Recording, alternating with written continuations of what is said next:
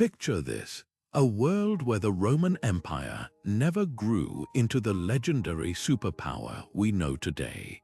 Instead, it fractured centuries earlier, shattered by ambitious warlords, brilliant generals, and defiant tribes who came within a whisper of toppling the greatest empire of the ancient world. Think about that for a moment. The language you speak, the laws that govern your society, the very map of Europe and beyond. All of it could have looked radically different if just a few key battles had gone the other way.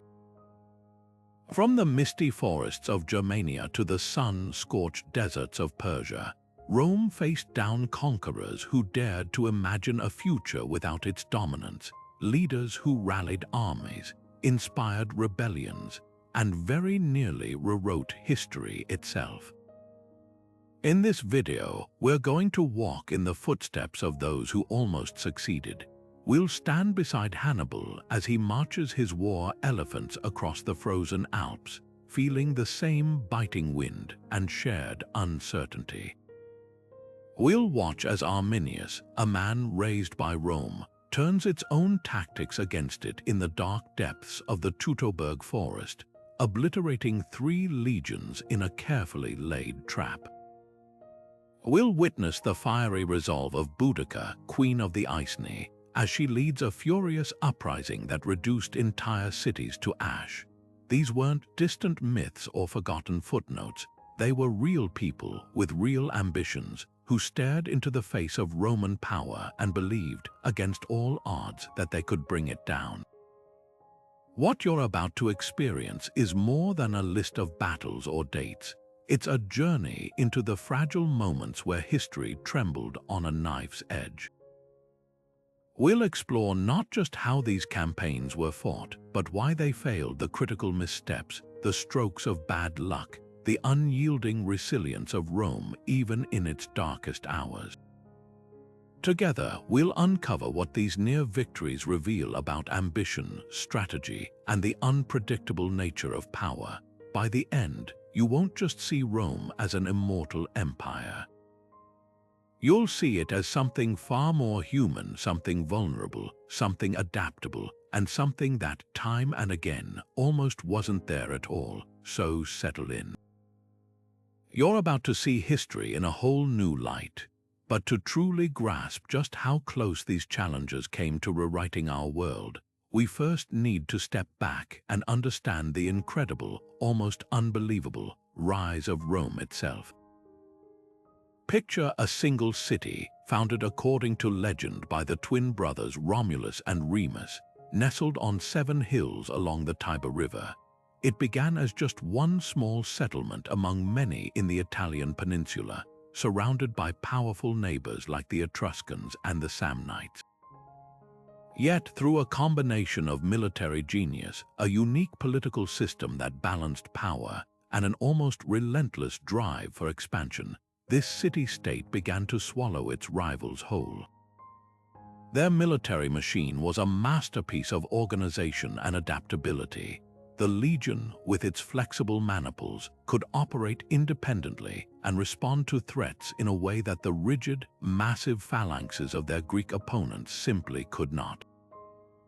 And perhaps most importantly, they had a powerful concept, citizenship. By offering defeated peoples a stake in their own success, by granting them rights and a path to becoming Roman, they didn't just conquer territories, they absorbed entire populations, turning former enemies into loyal subjects who would eventually fight for the empire. This wasn't just about winning battles, it was about building something that could last. This explosive growth, however, came at a cost. With every new province annexed and every new kingdom subdued, Rome created fresh resentments and made new, powerful enemies. Its very success became its greatest vulnerability. To the south, across the Mediterranean Sea, the wealthy maritime empire of Carthage watched with growing alarm as Roman influence spread. They saw a rival that could not be bought or reasoned with, one that demanded total submission. To the east, the Hellenistic kingdoms, fragments of Alexander the Great's vast empire, were rich in culture and history but deeply divided, making them ripe for Roman manipulation and eventual conquest. Further east still, the Parthian Empire, with its powerful cavalry and very different way of war, would become a stubborn, persistent thorn in Rome's side for centuries. And to the north, beyond the Alps, lay the vast, mysterious lands of the Germanic tribes, fiercely independent peoples who valued personal freedom above all else and saw Rome's organized, tax-collecting, road-building civilization as the ultimate threat to their way of life. Each of these powers represented a completely different kind of challenge, forcing Rome to constantly adapt its strategies. The stage was now set for a series of epic clashes. The Mediterranean world of the 3rd and 2nd centuries before the Common Era was a geopolitical pressure cooker, simmering with ambition, fear, and the desire for revenge. Rome, the ascending power, was often arrogant, frequently heavy-handed, and always demanding. Those who stood in its path or who found themselves suddenly under its boot were presented with a stark choice: submit and be assimilated, or fight back with everything they had. This rising tension made conflict inevitable. It wasn't a question of if these challengers would rise up, but when. And when they did, they were not mere barbarian hordes. They were often brilliant commanders, savvy politicians, and charismatic leaders who understood Rome's weaknesses better than the Romans themselves sometimes did. They studied the legions, they learned from previous defeats, and they crafted strategies specifically designed to break the seemingly unbreakable Roman war machine. This complex web of ambition and resistance is the essential backdrop for the dramatic stories of failure and near success that we are about to explore. Now, among the many challengers who would rise to test Rome's newfound strength, none would cast a longer or more terrifying shadow than Hannibal Barca of Carthage. His very name became a synonym for nightmare in the Roman consciousness, a specter of defeat that haunted them for generations. To understand his campaign is to witness a masterpiece of military strategy, a 15-year-long opera of ambition, genius, and ultimately heartbreaking frustration. It all began with a deep-seated vendetta. Hannibal's father, Hamilcar, had been forced to surrender to Rome at the end of the First Punic War, a humiliating peace that stripped Carthage of its territories and imposed a massive financial indemnity. According to the ancient historians, he made his young son swear an oath upon an altar, an oath of eternal hatred towards Rome. This wasn't just a political conflict. For Hannibal, it was profoundly, devastatingly personal. His plan was as breathtaking in its audacity as it was simple in its objective. He would not wait for the Romans to come to him. Instead, he would take the war directly to the Italian peninsula itself, striking at the very heart of Roman power, and he hoped, shattering the fragile confederation of allies that was the true source of its strength. To do this, he embarked on one of the most legendary marches in all of military history. In the late autumn of 218 BCE, he led his army of mercenaries, North African infantry, Numidian cavalry, and 37 war elephants out of Spain, across the mighty Rhone River, and toward the most formidable natural barrier in Europe, the Alps.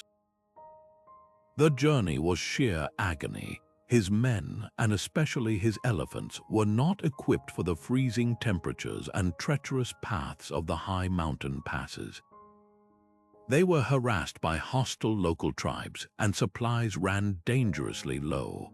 By the time his emaciated, exhausted force stumbled into the plains of northern Italy, he had lost nearly half of his army and most of his iconic elephants.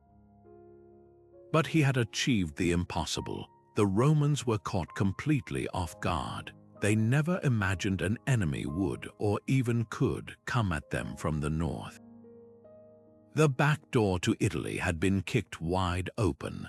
What followed was a brutal demonstration of tactical superiority that brought the Roman Republic to the brink of collapse. Hannibal understood the Roman way of war intimately, and he exploited its weaknesses with clinical precision. At the Battle of the Trebia, he used the icy river to numb and slow the advancing Roman legions before springing his trap with hidden forces.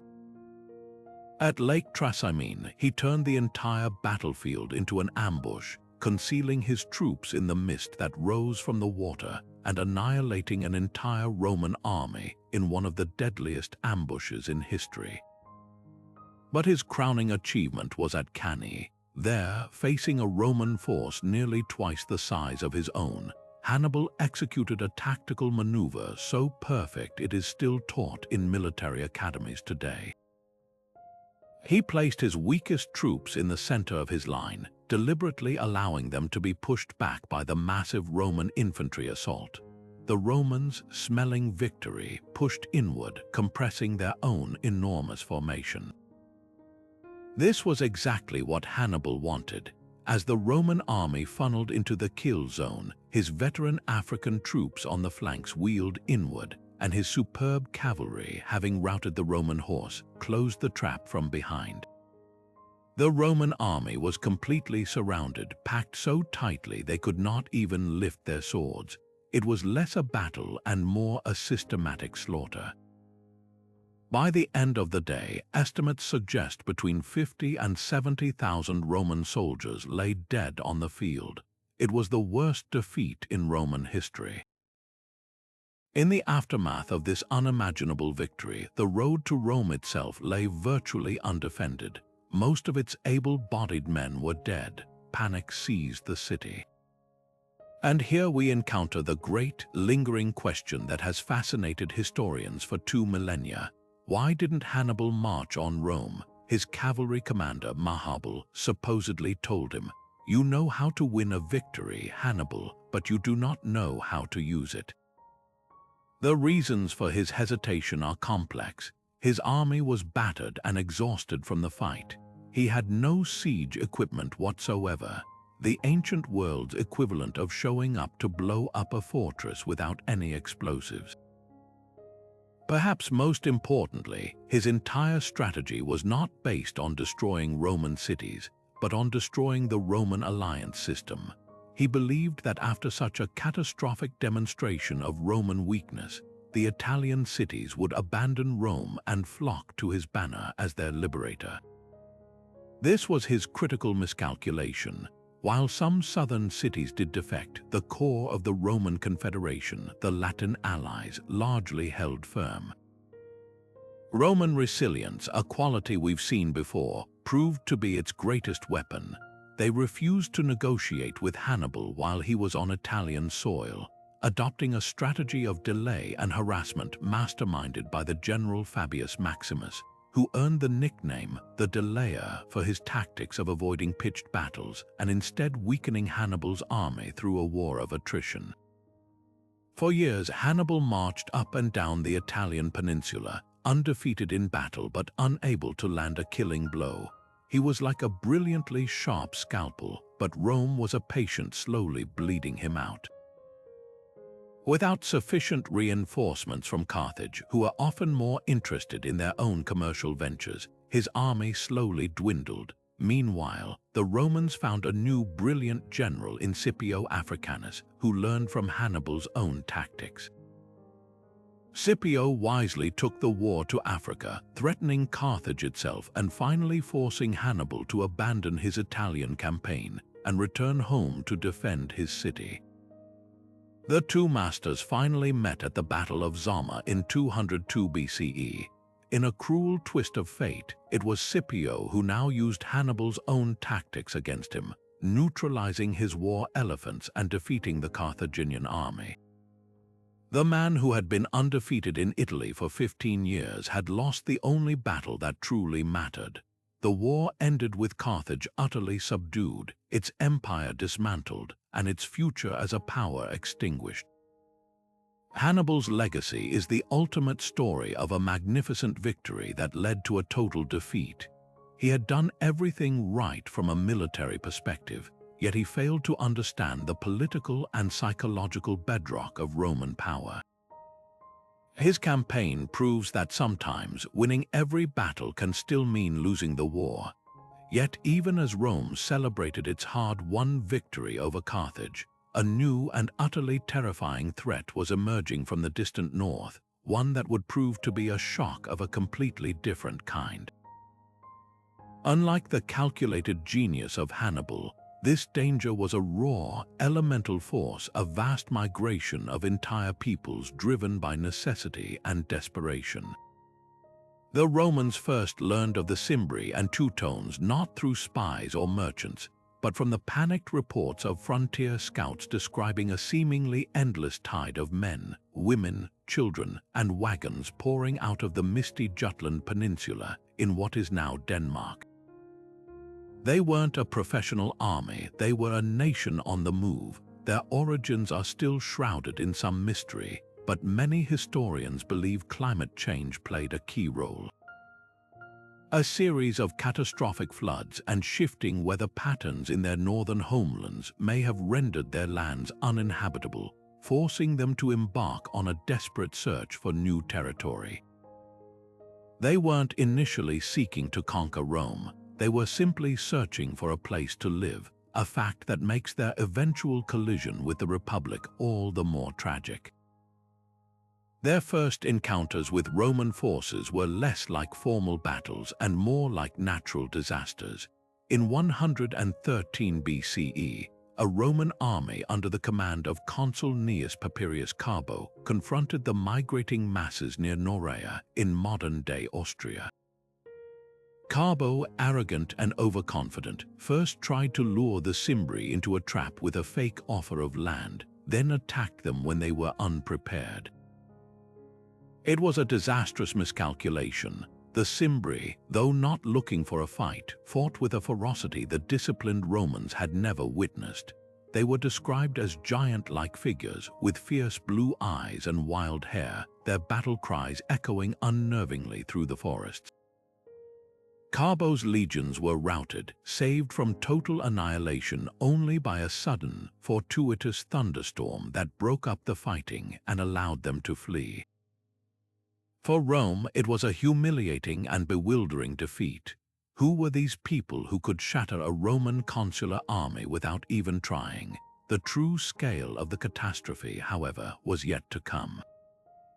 Emboldened by their success and still searching for a homeland, the Cimbri and Toutones, now joined by other tribes like the Ambrones, began a wide, looping migration that took them through Gaul and ever closer to Italy. In 105 BCE, they reached the river Rhone in southern France. Here, two Roman armies, led by the consul Gnaeus Malleus Maximus and the proconsul Servilius Scipio, were waiting. What happened next was a masterclass in Roman incompetence and arrogance. The two commanders, one a nobleman and the other a new man in politics, despised each other. Their rivalry and refusal to cooperate meant their two armies camped separately, unable to agree on a unified strategy. Seeing this fatal division, the Cimbri and Toutones struck at the Battle of Arrosio. The result was a slaughter of unprecedented proportions. The Roman forces were attacked in detail and annihilated. Ancient sources claim between 80 and 100,000 Roman soldiers and camp followers were killed that day, losses that dwarfed even the disaster at Cannae. It was the worst military defeat in Roman history up to that point. The road to Rome itself now lay completely undefended. The city was plunged into absolute panic, convinced that these northern giants were moments away from descending upon them to finish the job. But in a move that has confused historians ever since, the Germanic tribes did not march on Rome. Instead of turning south into the vulnerable heart of Italy, they turned west, moving into Spain.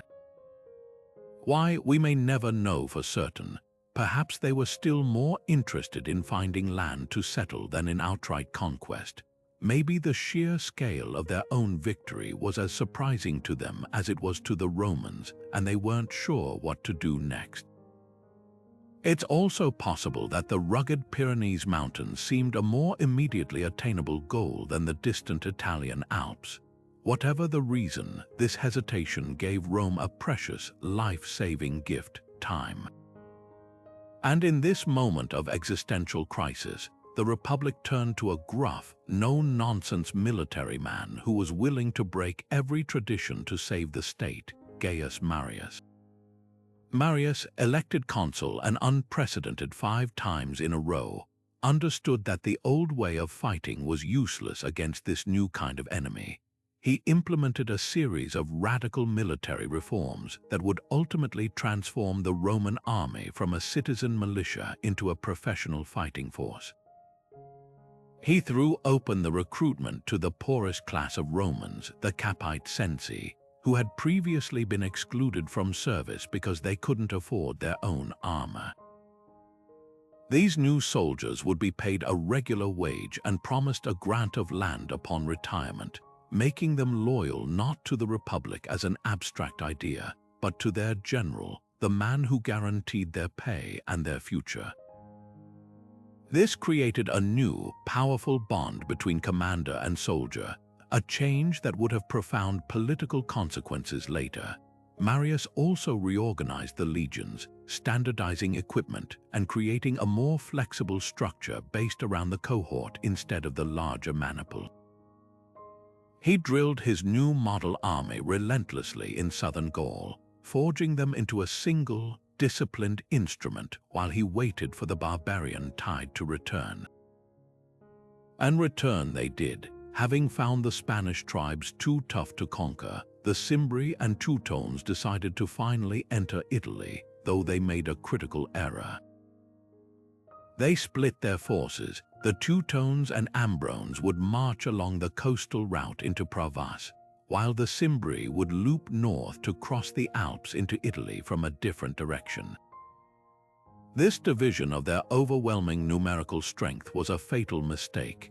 In 102 BCE, Marius finally got his chance. He confronted the Teutones and Ambrones near a place called Aquae Sextii, modern-day Aix-en-Provence. He chose his ground with care, positioning his main force on a well-defended hill and hiding a detachment of 3,000 elite troops in a wooded ravine behind the likely path of the enemy advance. When the Teutones attacked up the hill, they were met by a shower of Roman javelins and a solid wall of shields. The fighting was fierce and chaotic, but the well-trained Roman lines held. At the height of the battle, Marius gave the signal, and the hidden Roman detachment launched a devastating attack from the rear into the enemy's camp, where their families and wagons were located. The sound of fighting behind them shattered the morale of the Teutones. Trapped between 2 Roman forces, their army disintegrated into a panicked mob. The ancient writers report that over 90,000 tribesmen were killed or captured, and the tribe of the Teutones was effectively erased from history. The following year, in 101 BCE, Marius and his consular colleague Catulus faced the other half of the threat, the Cimbri, who had successfully crossed the Alps and were now camped on the plains of Vercelli in northern Italy. The Cimbri, confident and eager for battle, sent a message to the Romans demanding land for themselves and their brothers, the Teutones. When Marius coldly informed them that their brothers had already been given land in the afterlife, the battle was joined. The flat terrain at Vercelli was perfect for the Roman infantry, and a blinding dust storm which the Romans faced into and the Cimbri had at their backs worked to Rome's advantage. The highly disciplined legions cut the disorganized Cimbric horde to pieces. It was another total victory. The Cimbri were annihilated as a people, their king captured, and their women, according to the sources, killed themselves and their children rather than be taken into slavery. In 2 brutal, decisive battles, Marius had saved Rome from an invasion that had, just a few years earlier, seemed utterly unstoppable. The threat was over, but the world had changed. The Marian reforms had created a new kind of army, one whose loyalty was personal rather than civic, setting the stage for the civil wars and the rise of warlords like Sulla and Caesar that would eventually end the Republic itself. The crisis of the Cimbri and Teutones didn't just threaten Rome, it fundamentally altered its DNA, proving that sometimes survival itself can be the most revolutionary act of all. While Marius was saving Rome from barbarian annihilation in the west, a very different kind of threat was brewing in the east, one that was far more cunning, personal, and psychologically devastating. This was not a migration of entire peoples, but the calculated rebellion of a single, brilliant, and ruthless monarch, Mithridates VI of Pontus, a man who would earn the grim nickname the Poison King. His story is not just one of battles and armies, but of propaganda, assassination, and a deep, simmering hatred for Roman arrogance that he masterfully channeled into a widespread uprising.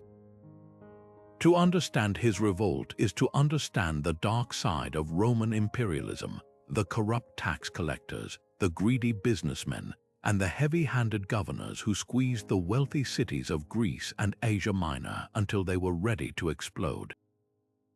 Mithridates didn't just see himself as a king defending his territory. He positioned himself as a liberator, a champion of the Greek world rising to throw off the Roman yoke. His preparation for this conflict was decades in the making. From a young age, Mithridates had survived numerous assassination attempts, largely from his own mother, which forged in him a profound paranoia and a deep interest in the art of poison. He was said to have built up an immunity to various toxins by regularly ingesting small, non-lethal doses, a practice we now call Mithridatism. This wasn't just a personal quirk, it was a symbol of his entire strategy. He intended to make himself and his kingdom immune to the venom of Roman expansion. He consolidated his power around the Black Sea, conquering neighboring kingdoms and building a formidable economic and military base. He observed Rome's internal struggles during the brutal civil war between Marius and Sulla, recognizing it as the perfect moment to strike. In 88 BCE, he launched his master plan, and it began not with a declaration of war, but with a single, horrifying command that reverberated across the ancient world. This was the infamous Asiatic Vespers, a coordinated massacre that remains one of the most chilling events of the ancient world. Mithridates sent secret orders to every city and province in Asia Minor under his influence. On a predetermined day, the local populations were to rise up and slaughter every Roman and Italian citizen living among them. The ancient sources, likely exaggerated but still telling, claim that 80,000 men, women, and children were murdered in a single day. The motivation was twofold. It was a brutal act of vengeance against the widely hated Roman tax collectors and merchants, and it was a brilliantly cynical political move. By making the local populations complicit in such a horrific crime, Mithridates bound them to his cause irrevocably. They could never side with Rome again, for they knew the retribution would be swift and terrible. It was an act of terrorism designed to forge unity through shared guilt, and it worked. Almost overnight, the entire region flipped from reluctant Roman subjects to fervent supporters of the Pontic king. Emboldened by this success, Mithridates moved swiftly. His armies, a well-trained mix of Greek phalanxes, Pontic cavalry, and scythed chariots, swept through the Roman province of Asia. The Roman legions stationed there, led by the incompetent governor Manius Aquilius, were caught completely off guard and utterly defeated. Aquilius himself was captured. In a final act of symbolic vengeance, Mithridates did not have him beheaded. Instead, he had the man who had embodied Roman greed poured molten gold down his throat, a grotesque parody of the wealth Aquilius had so desperately craved. With most of the East now under his control, Mithridates looked across the Aegean Sea to Greece itself, where many cities, hearing of his victories and sharing his anti-Roman sentiment, were ready to welcome him as a liberator. He seemed unstoppable. For a brief, breathtaking moment, it looked as if a new Hellenistic empire was about to be born, one that could permanently check Roman power in the East. But Rome, even while tearing itself apart in civil war, found a way to respond. The charismatic and ruthless general Lucius Cornelius Sulla, after maneuvering himself into command, landed in Greece with 5 legions. What followed was a classic demonstration of Roman military professionalism against a capable but less disciplined enemy. Sulla laid siege to Athens, which had enthusiastically sided with Mithridates. The city, after a long and brutal blockade that forced its inhabitants to unspeakable horrors to survive, finally fell in 86 BCE. Sulla allowed his troops to sack the ancient city, a shocking act of cultural vandalism that showed the Romans would brook no rebellion. The decisive showdown came soon after at the Battle of Chaeronea. Sulla's army was significantly outnumbered by the Pontic forces, which included a massive phalanx that seemed to stretch for miles. But Sulla used field fortifications to channel the enemy attack and his legion's superior flexibility to dismantle the rigid phalanx. His troops methodically cut the Pontic army to pieces. A later battle at Orchomenus confirmed the result. Mithridates' invasion of Greece was over, yet the Poison King was not so easily defeated. This was only the first of what would be 3 separate Mithridatic Wars spanning over 25 years. Mithridates proved to be a master of resilience, a spider constantly rebuilding his web. Whenever Rome applied pressure, he would agree to a peace treaty, only to use the breathing room to rebuild his armies, forge new alliances, and strike again when Rome was distracted by internal politics or other threats. He allied himself with the pirates of Cilicia, who terrorized Roman shipping and crippled its supply lines. He even made a pact with the revolutionary Roman general Sertorius, who was fighting his own war in Spain, creating a terrifying pincer movement that threatened Rome from both east and west simultaneously. For decades, Mithridates was the recurring nightmare the Romans couldn't seem to wake up from. His final undoing, however, came not from a Roman legion, but from within his own family. The same paranoia that had saved him as a youth eventually consumed him. Convinced his son Machares was plotting against him, Mithridates had him killed. This act turned his other son, Pharnaces, against him. Fearing for his own life and seeing the writing on the wall as the Roman general Pompey the Great closed in for the final campaign, Pharnaces led a palace revolt. The man who had spent a lifetime building an immunity to poison was finally cornered. According to the legend, the old king tried to kill himself by taking toxin, but his lifelong practice of Mithridatism rendered it ineffective. In a final, desperate act, he ordered a loyal bodyguard to run him through with a sword. The great adversary of Rome died not on the battlefield, but by betrayal in his own fortress. Pompey, finding his body, was said to have been struck by his noble bearing even in death, but he made sure to have Mithridates' corpse publicly displayed to prove that the nightmare was finally over. The legacy of Mithridates is a complex one. He was a monster who ordered the massacre of tens of thousands of civilians, yet he was also a visionary who genuinely saw himself as the savior of Hellenistic culture. His greatest failure was his inability to create a stable, lasting coalition. His allies, from the pirates to the Armenian king Tigranes, were often unreliable and self-interested. He never truly trusted anyone, and in the end, that lack of trust was his downfall. Had he been a more unifying figure, or had he found a partner as strategically brilliant as he was, he could have cemented a powerful Eastern empire that would have drained Roman resources for centuries, potentially preventing its later expansion and altering the cultural and linguistic map of Europe forever. His decades-long struggle exposed the brutal reality of Roman rule and the desperate lengths to which people would go to be free of it, a lesson that would not be forgotten by those who lived on the edges of the empire's grasping reach.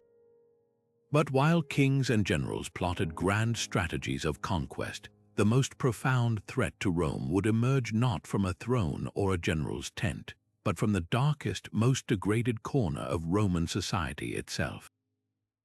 This story begins not on a map of empires, but in a dank, subterranean cell in the gladiator school of Capua, where a man named Spartacus was forced to train for a death he was meant to entertain others with.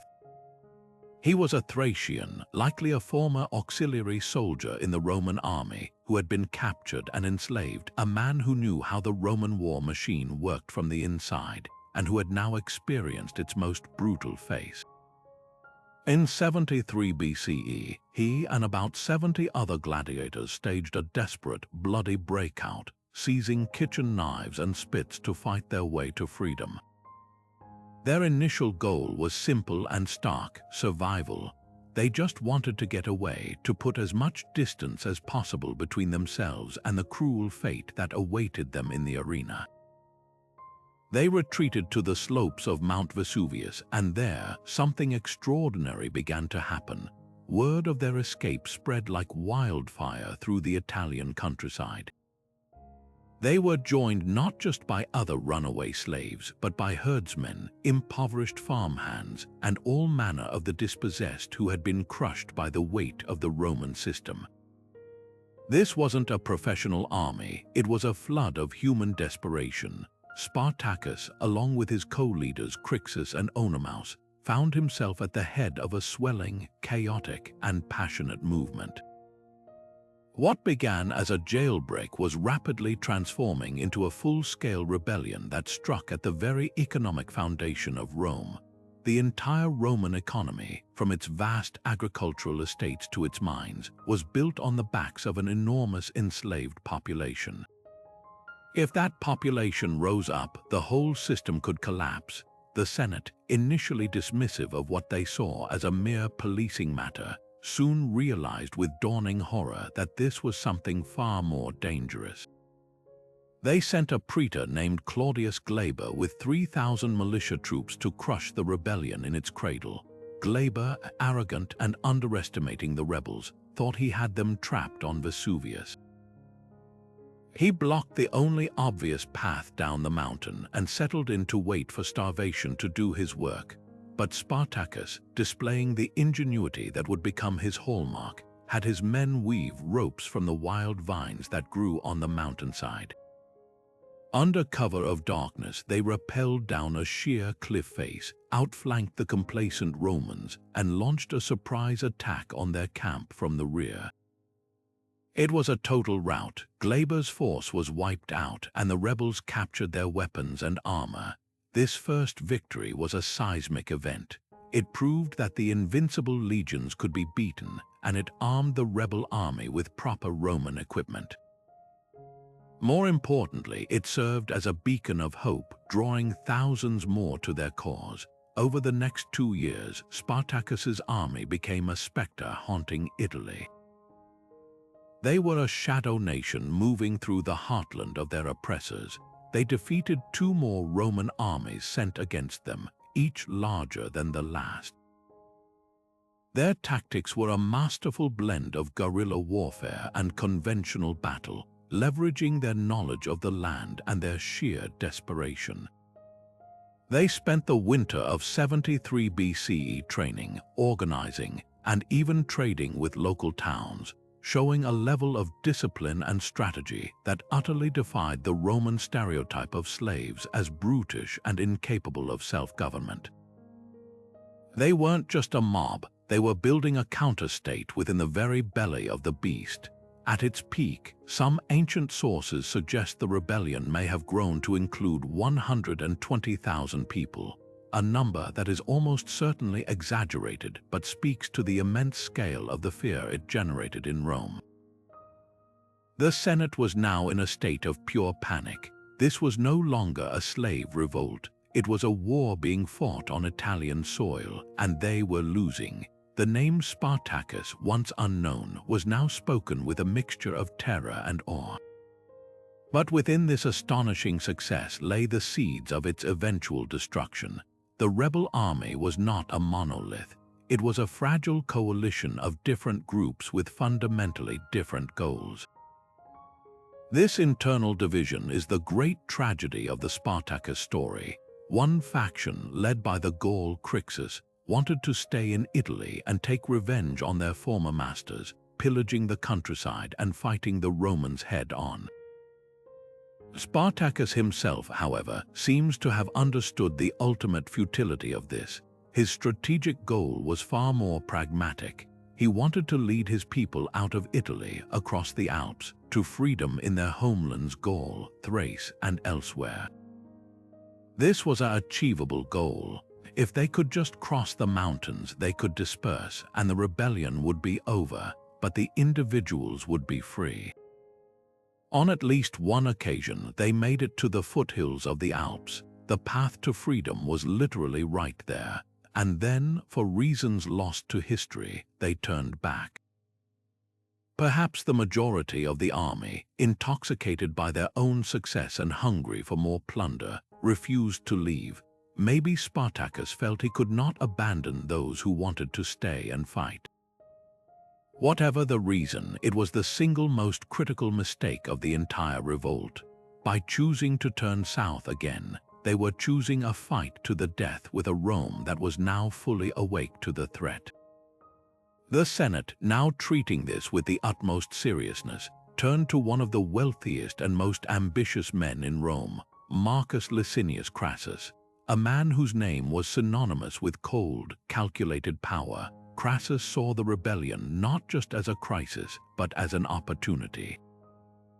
He was given a special command with 8 legions, and he immediately imposed a brutal discipline on his own troops, reviving the ancient and terrifying punishment of decimation, where 1 in every 10 men in a disgraced unit was beaten to death by his comrades to ensure absolute obedience.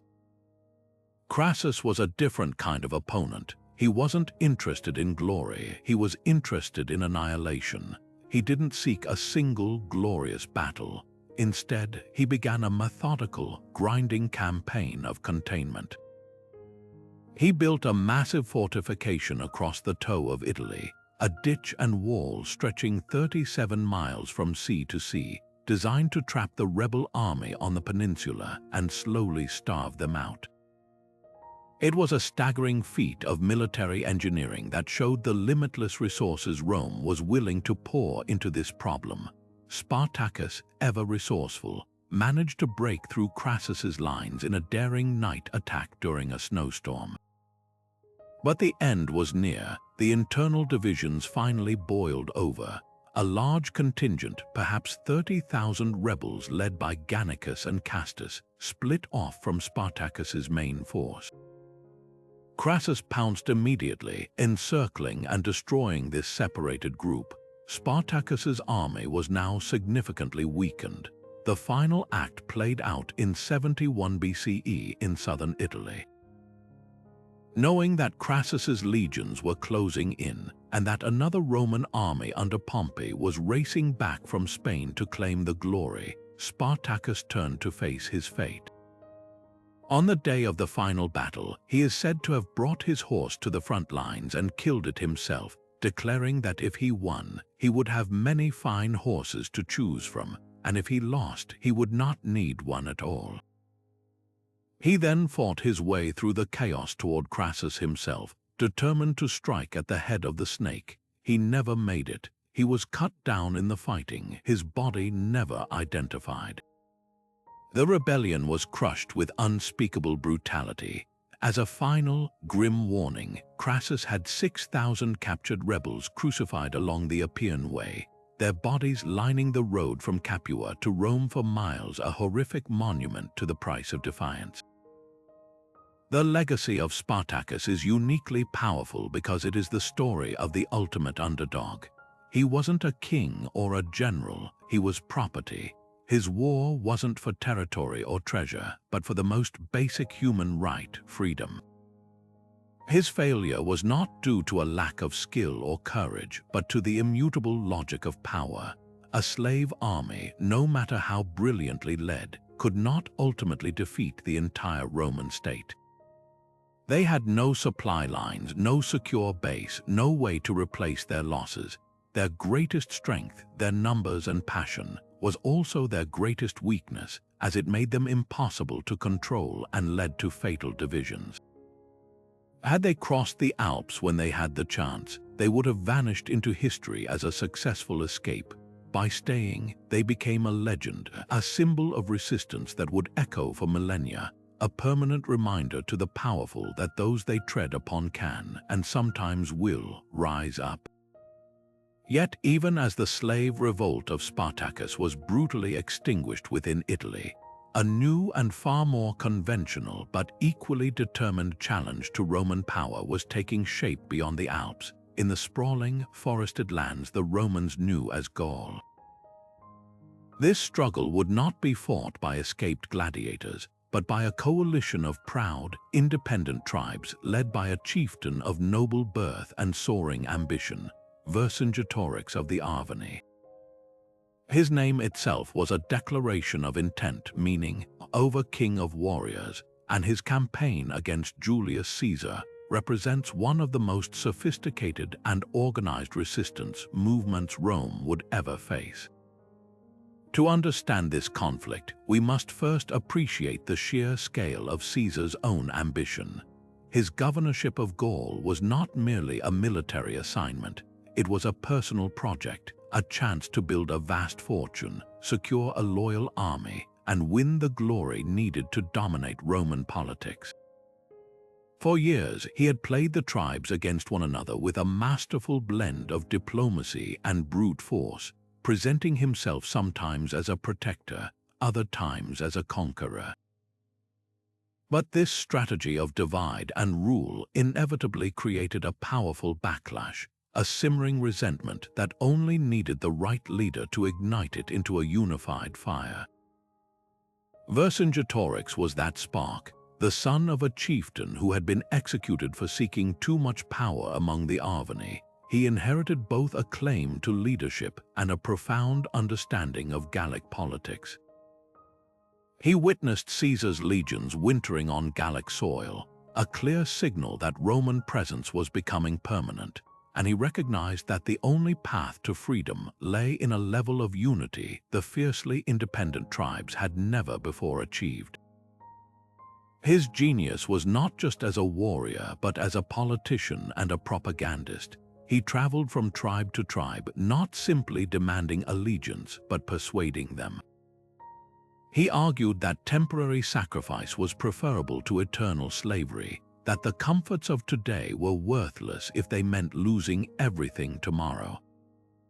It was an incredibly difficult sell. Many tribes, especially those who had benefited from Roman trade or who feared retribution, were hesitant. Others required more forceful persuasion. Vercingetorix was not above burning the farms of reluctant chieftains to demonstrate his seriousness.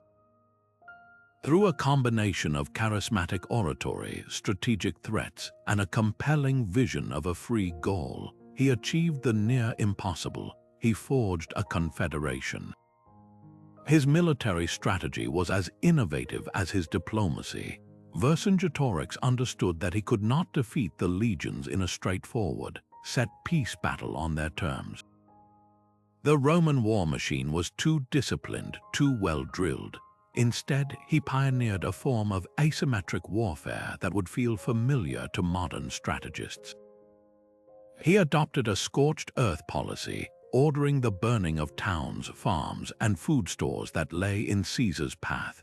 The goal was to deny the invading legions the ability to live off the land, stretching their supply lines to the breaking point and slowly starving them into retreat. It was a strategy that demanded immense collective sacrifice from the Gauls themselves, a testament to the power of his leadership that they agreed to it. There was one tragic, symbolic exception, the beautiful town of Avaricum, whose inhabitants begged to be spared. Vercingetorix reluctantly agreed, and it became the exception that proved the rule of his strategy. Caesar immediately laid siege to Avaricum, and after a grueling effort, his legions stormed the walls and showed no mercy, slaughtering nearly the entire population.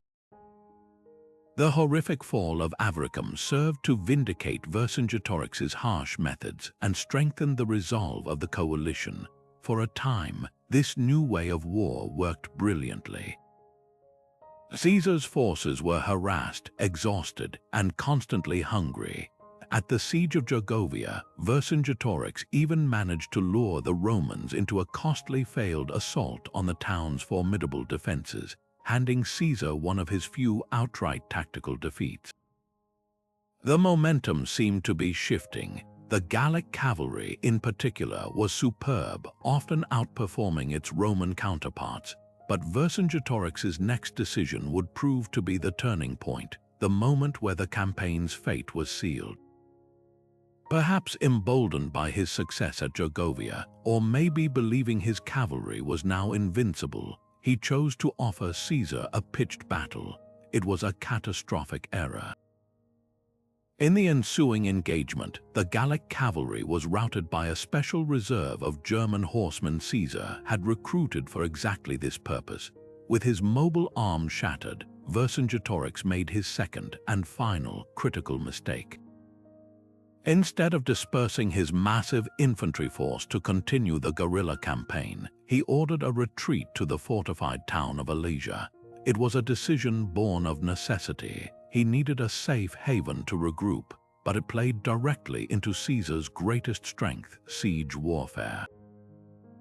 By choosing to be besieged, Vercingetorix had, in effect, chosen his own battlefield, and it was the one where the Roman genius for engineering could be unleashed to its fullest, most terrifying effect. What Caesar accomplished at Alesia stands as one of the most breathtaking feats of military engineering in history. The hilltop fortress was naturally strong, but that didn't matter to the Romans. Instead of simply blockading it, Caesar ordered his men to build not one, but two massive concentric walls of fortifications. The inner wall, facing Alesia, was 10 miles long, equipped with watchtowers, trenches filled with sharpened stakes, and traps called lilies, pits with sharp spikes hidden under brush. But Caesar knew the real danger wasn't the army trapped inside. It was the enormous Gallic relief force that Vercingetorix's messengers had surely summoned. So he built a second, identical wall facing outward, another 14 miles long, to protect his army from the outside. His legions were now both the besiegers and the besieged, a thin line of men holding the space between two massive enemy forces. It was an act of breathtaking audacity. For weeks, his soldiers worked tirelessly, building this incredible double circumvallation while simultaneously fighting off cavalry sorties from within and skirmishes from without. The fate of Gaul and of Caesar's own career hinged on these walls of wood and earth. Inside Alesia, the situation grew increasingly desperate. Vercingetorix was trapped with 80,000 warriors and the local population. Food quickly ran out. The decision was made to expel the women, children, and elderly from the gates, a heart-wrenching act intended to preserve supplies for the fighters. They were sent into the no-man's land between the walls, pleading with the Romans for food or mercy. Caesar, in a calculated and cold-hearted move, gave strict orders that no one was to be let through his lines.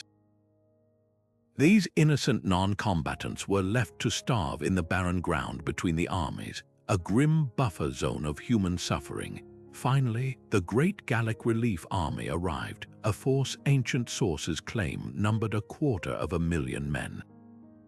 The final battle was a massive, chaotic affair fought simultaneously on both sides of Caesar's fortifications. At several points, the Roman lines nearly broke. The Gauls almost found a weak spot in the defenses, and the sheer weight of their numbers threatened to overwhelm the exhausted legionnaires. Caesar, ever the master of theater and morale, was everywhere, a flash of his distinctive red cloak visible at the most critical points of the battle. In the end, it was a desperate cavalry charge he led personally from the outside that broke the spirit of the relief army and decided the day. Seeing their saviors routed, the hopes of the defenders inside Alesia shattered. The aftermath was both decisive and tragic. Vercingetorix, knowing all was lost, performed one final act of noble theater. He could have died fighting or taken his own life. Instead, he dressed in his finest armor, mounted his horse, and rode out of the gates of Alesia alone. He circled the seated Caesar on his tribunal, then dismounted, laid his weapons at the Roman's feet, and sat in silence at his footstool. He offered himself as a sacrifice to save what remained of his people. It was a powerful gesture, but it did not spare Gaul. He was taken captive, to be paraded years later in Caesar's triumph in Rome before being ritually strangled in the Tullianum prison. The Gallic rebellion was broken, the conquest was finalized with brutal efficiency, and Gaul was transformed into a Roman province that would become one of the wealthiest and most loyal parts of the empire, providing emperors, soldiers, and Latin culture for centuries to come. Vercingetorix's failure was ultimately a failure of choosing the wrong kind of fight. His guerrilla campaign was brilliant, but he abandoned it for the set peace battle and siege that Rome was destined to win. His legacy, however, is that of the first true national hero of France, a symbol of unified resistance whose dream of a free Gaul, though extinguished at Alesia, would never be forgotten. Yet even as Caesar solidified Roman control over Gaul, a new and profoundly different kind of threat was brewing just beyond the Rhine River, one that would not be led by a king or a chieftain in open revolt, but by a man who had been shaped and trained by Rome itself. This story begins not in a barbarian camp, but within the polished corridors of Roman power. Imagine a young Germanic prince of the Cherusci tribe, given to the Romans as a pledge of his family's loyalty. He was raised not as a hostage but as a prized asset.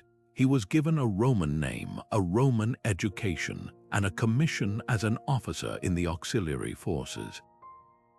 He learned Latin, studied Roman tactics, and earned not only his citizenship but the coveted status of X, a Roman knight. To his commanders, he was the perfect success story, a model of the civilizing mission, proof that the fierce barbarian could be remade into a loyal servant of the empire.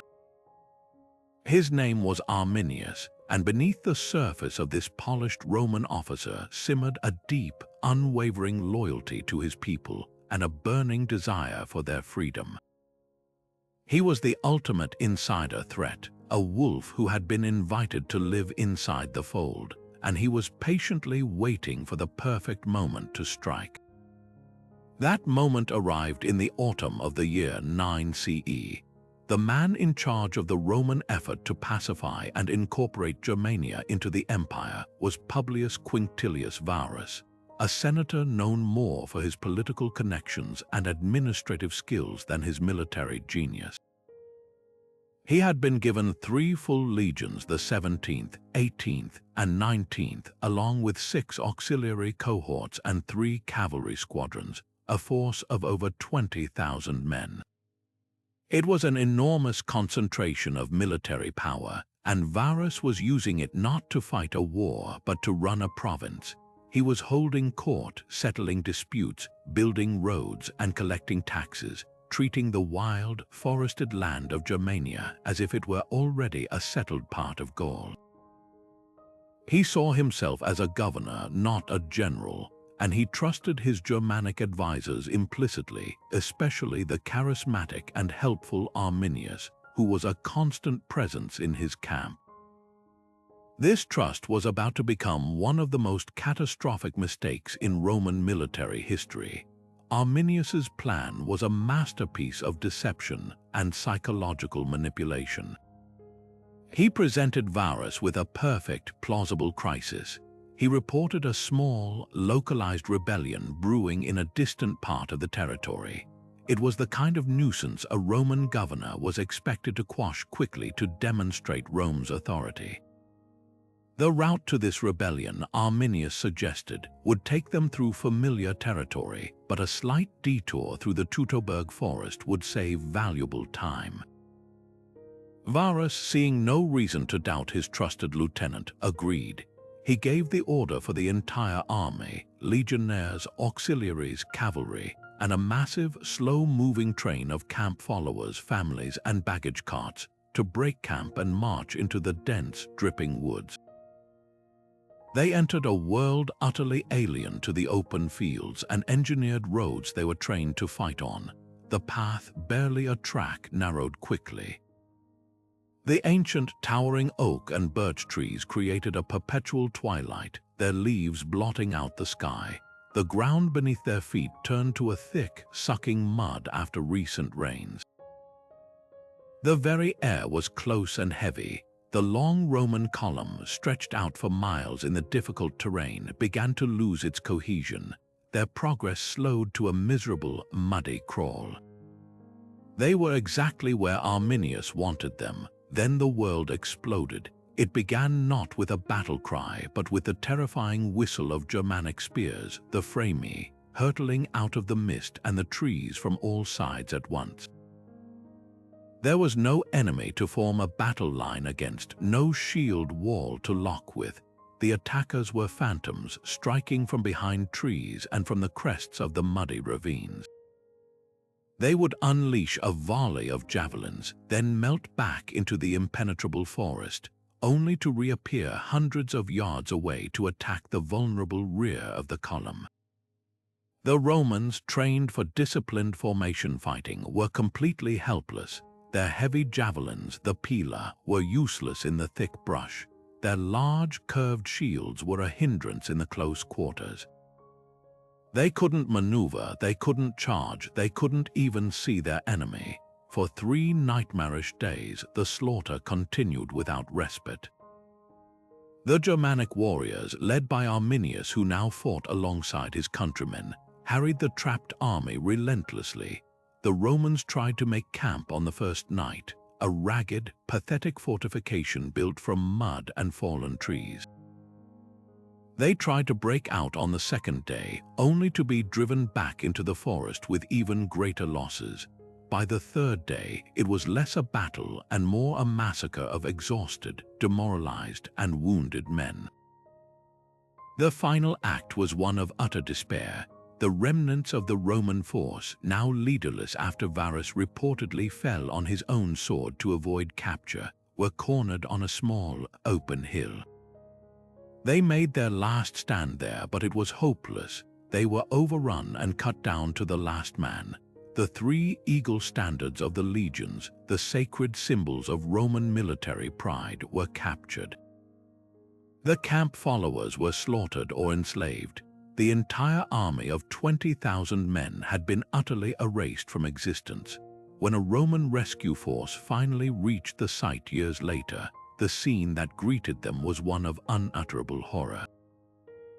The historian Tacitus described the field littered with bleached bones, some scattered, some heaped in piles, where the last desperate fighters had made their stand.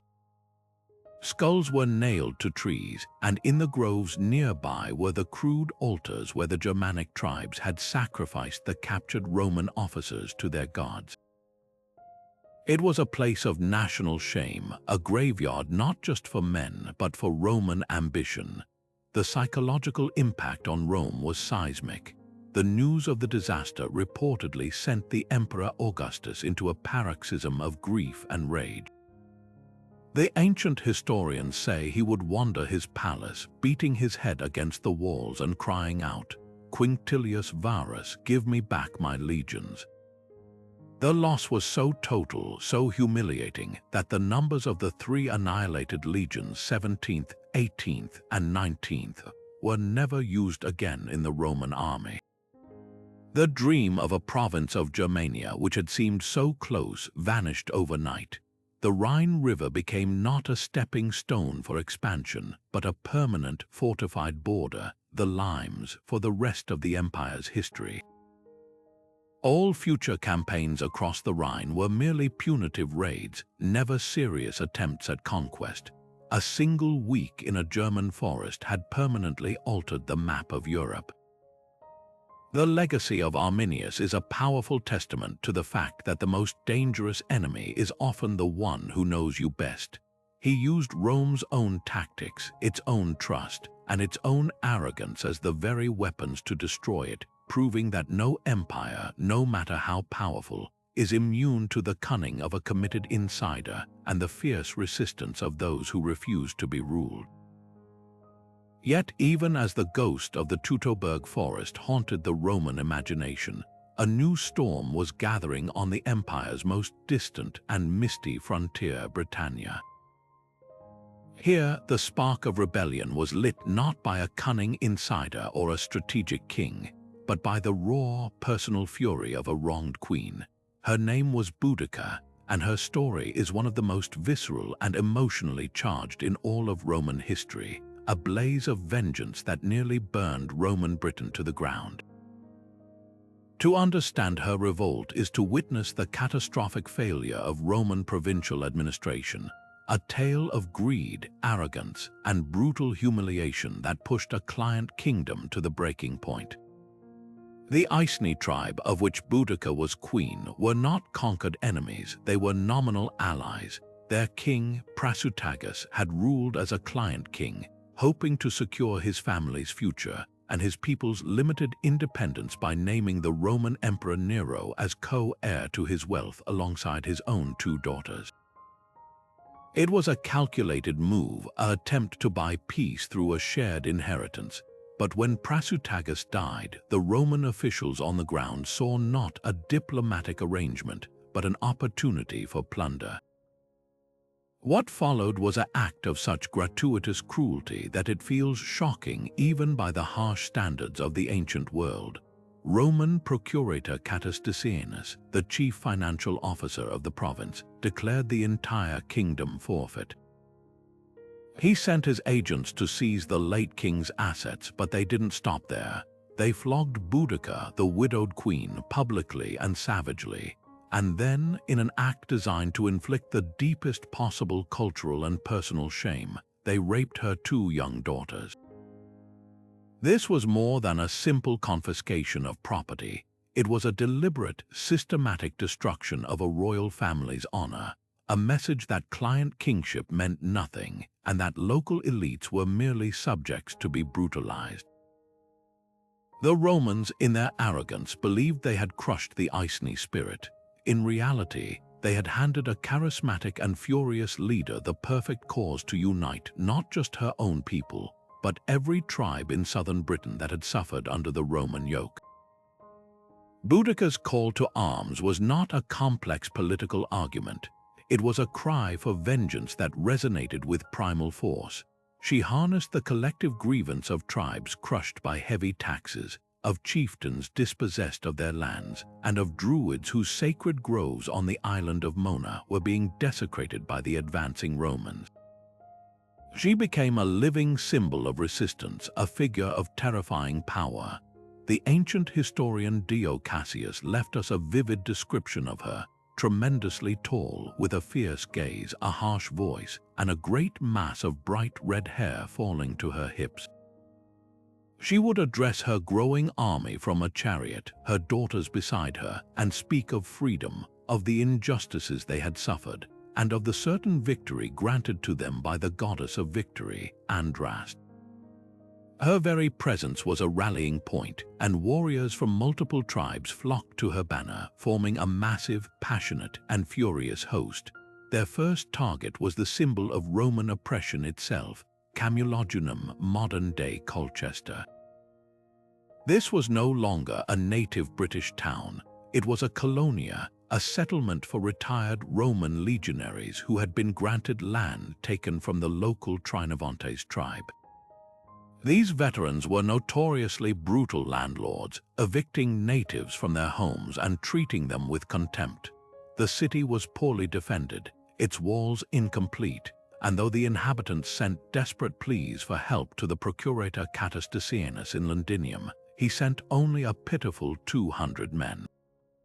The British rebels swept over the city like a tidal wave of fury. They methodically destroyed every symbol of Roman culture they could find. They tore down the Grand Temple of Claudius, a monument to the divine status of the conqueror, and slaughtered everyone they found inside.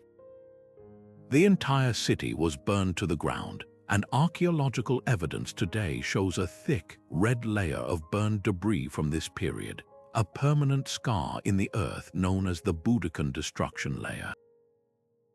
The message was clear. This was not just a war against soldiers, it was a war of annihilation against Roman presence itself. Emboldened by this total victory, the rebel army turned southwest toward the bustling commercial hub of Londinium. This was not a veterans' colony but a thriving mercantile town, a chaotic mix of Roman merchants, foreign traders, and local Britons. The Roman governor, Gaius Suetonius Paulinus, was a tough, experienced campaigner who had been away on the island of Anglesey, crushing the Druidic stronghold there. He raced back toward the chaos with a small cavalry vanguard and reached Londinium ahead of the main rebel force. He made a cold, calculating, and militarily correct assessment. The town was utterly indefensible with the few troops he had.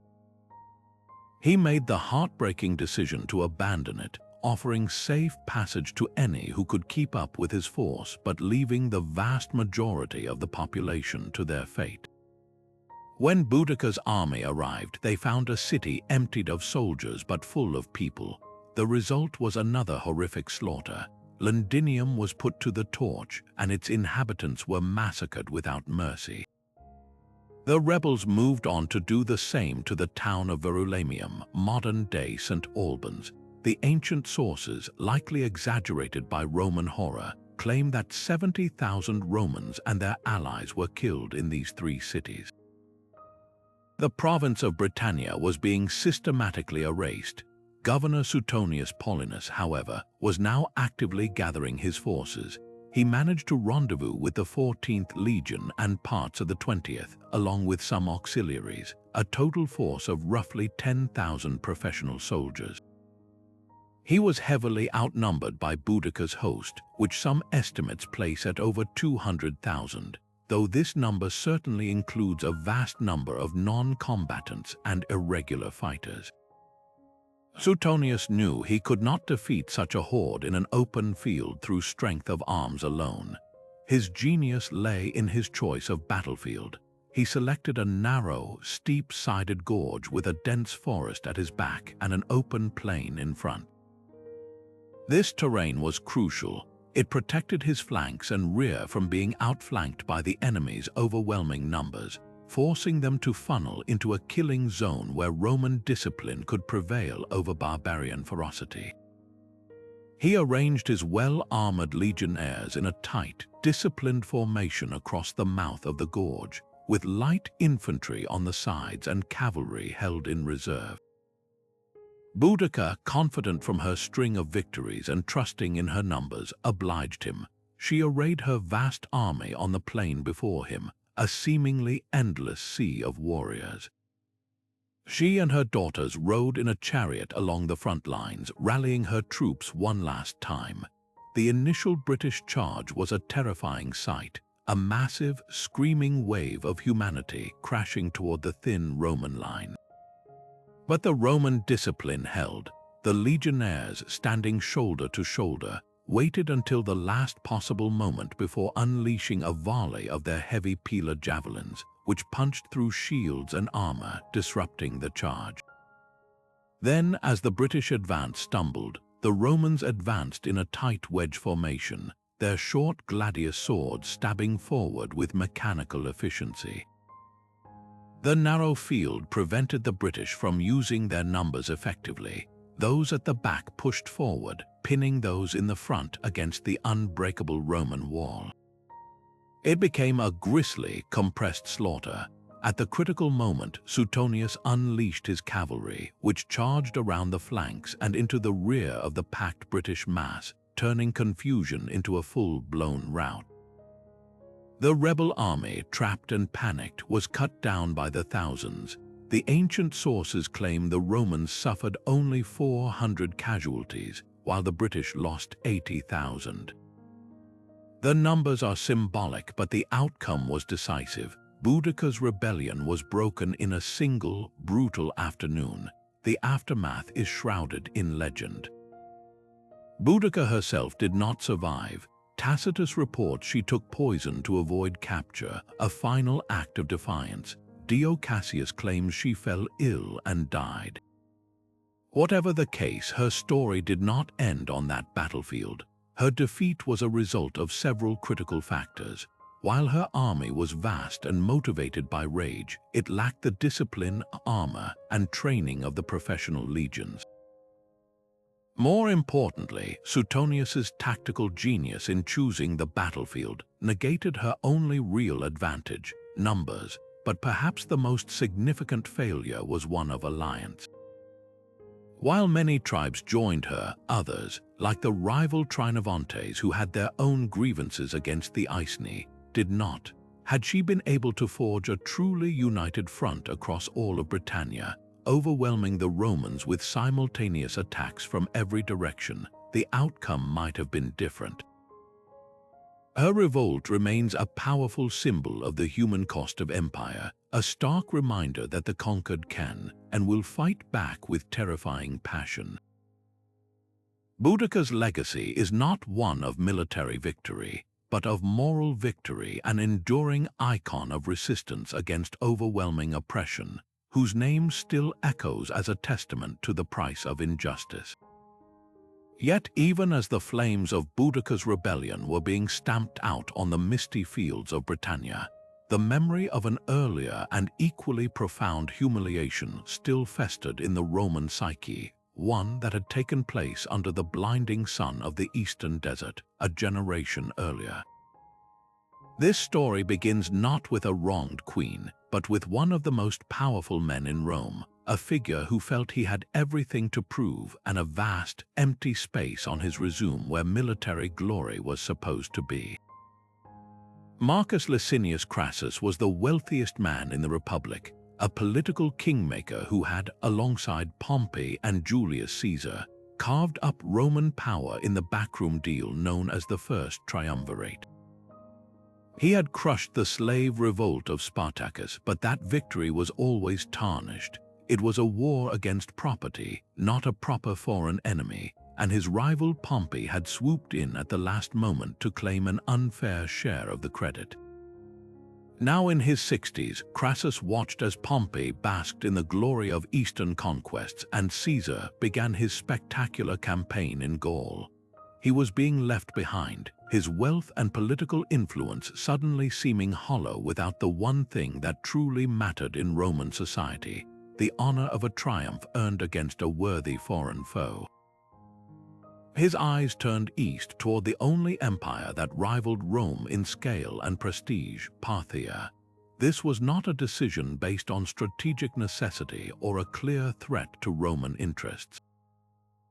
It was a personal vanity project of the most dangerous kind. The Parthian Empire, stretching from the Euphrates to the Indus, was a formidable power, but it was not actively hostile to Rome. In fact, it had signed a treaty of friendship. Crassus, however, saw only what he wanted to see, a land of legendary wealth, a seemingly archaic enemy he could easily brush aside, and a path to the immortality he craved. He was appointed governor of Syria, and he arrived there with a burning ambition and a massive army of 7 legions, over 40,000 men, supplemented by thousands of cavalry and light infantry. From the very beginning, the omens were terrible. As he prepared to cross the Euphrates River, the symbolic boundary into Parthia, a violent storm was said to have wrecked his temporary bridge.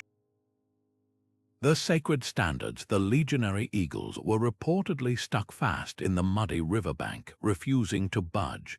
To the deeply superstitious Romans, these were clear warnings from the gods. Crassus, blinded by his ambition, ignored them all. His plan was shockingly simplistic.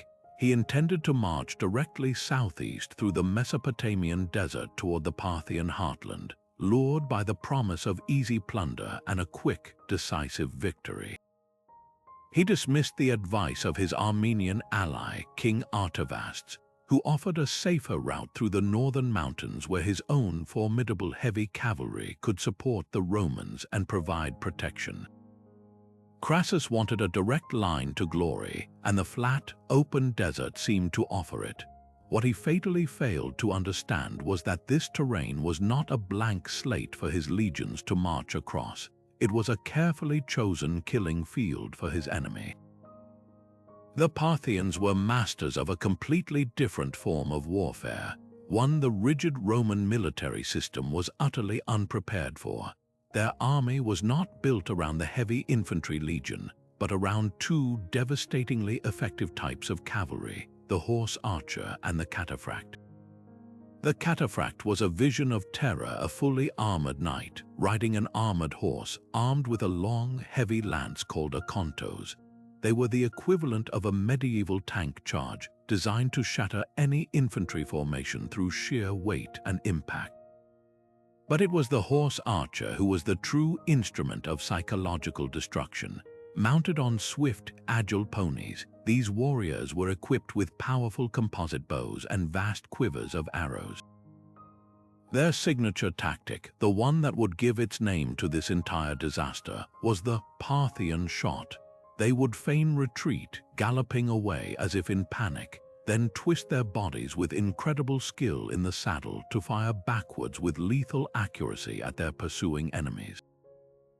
It was a style of fighting that was fluid, fast, and utterly demoralizing. Against this, Crassus brought the slow, methodical, and utterly predictable Roman war machine.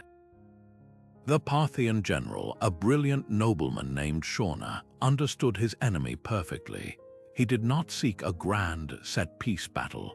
Instead, he used his cavalry's superior mobility to control the engagement completely.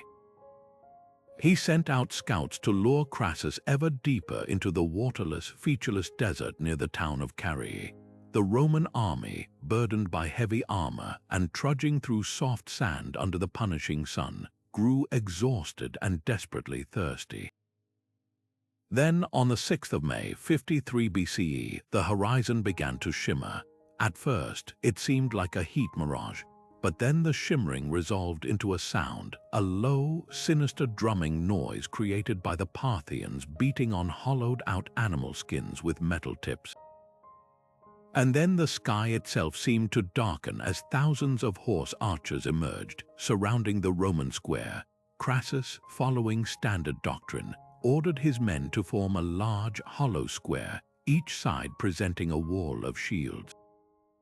It was a formation designed to resist a conventional infantry attack. Against a swirling, mobile cloud of archers, it was a death trap. The Parthian horse archers simply circled the Roman formation, never coming within range of a Roman javelin, and poured a continuous, raining hell of arrows into the packed ranks.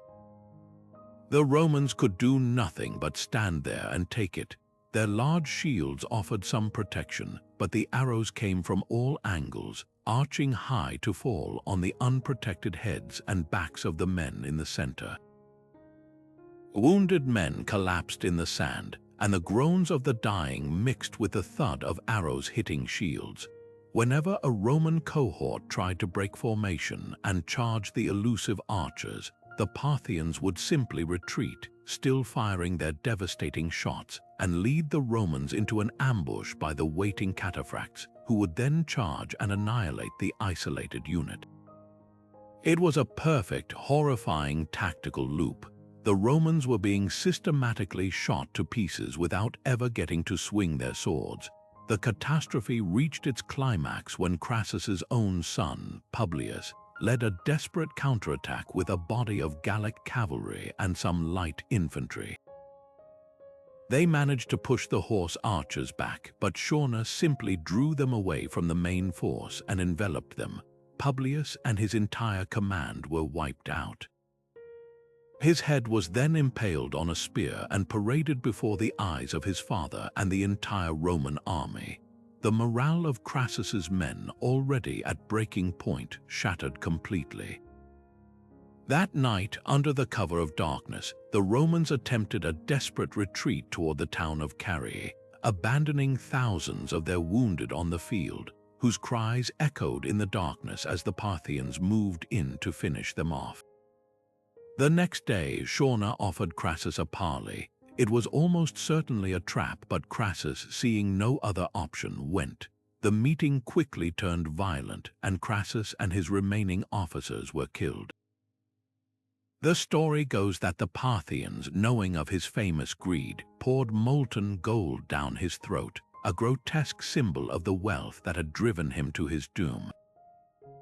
The aftermath of Carrhae was a national trauma for Rome. Of the 44,000 men who had marched east, only about 10,000 straggled back to Syria.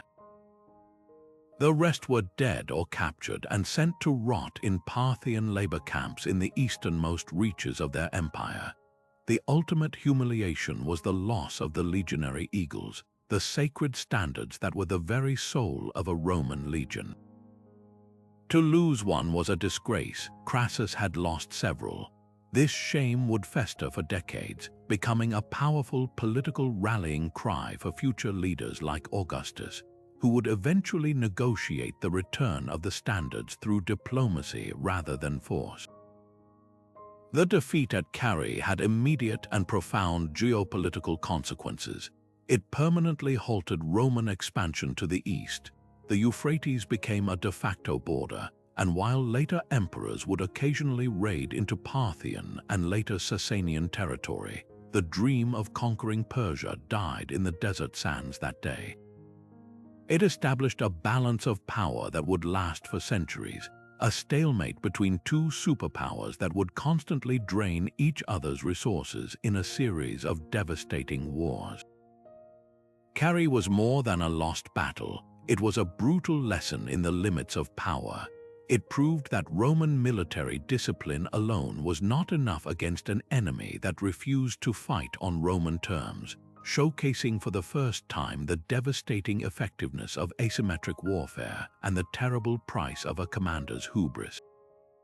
Yet even as the memory of Crassus's folly in the eastern deserts lingered, a new and far more transformative storm was gathering along the Danube River, a crisis born not of Roman ambition, but of Roman fear, and one that would reveal the empire's growing fragility in the face of a changing world. This story begins not with an invasion, but with a desperate plea for help.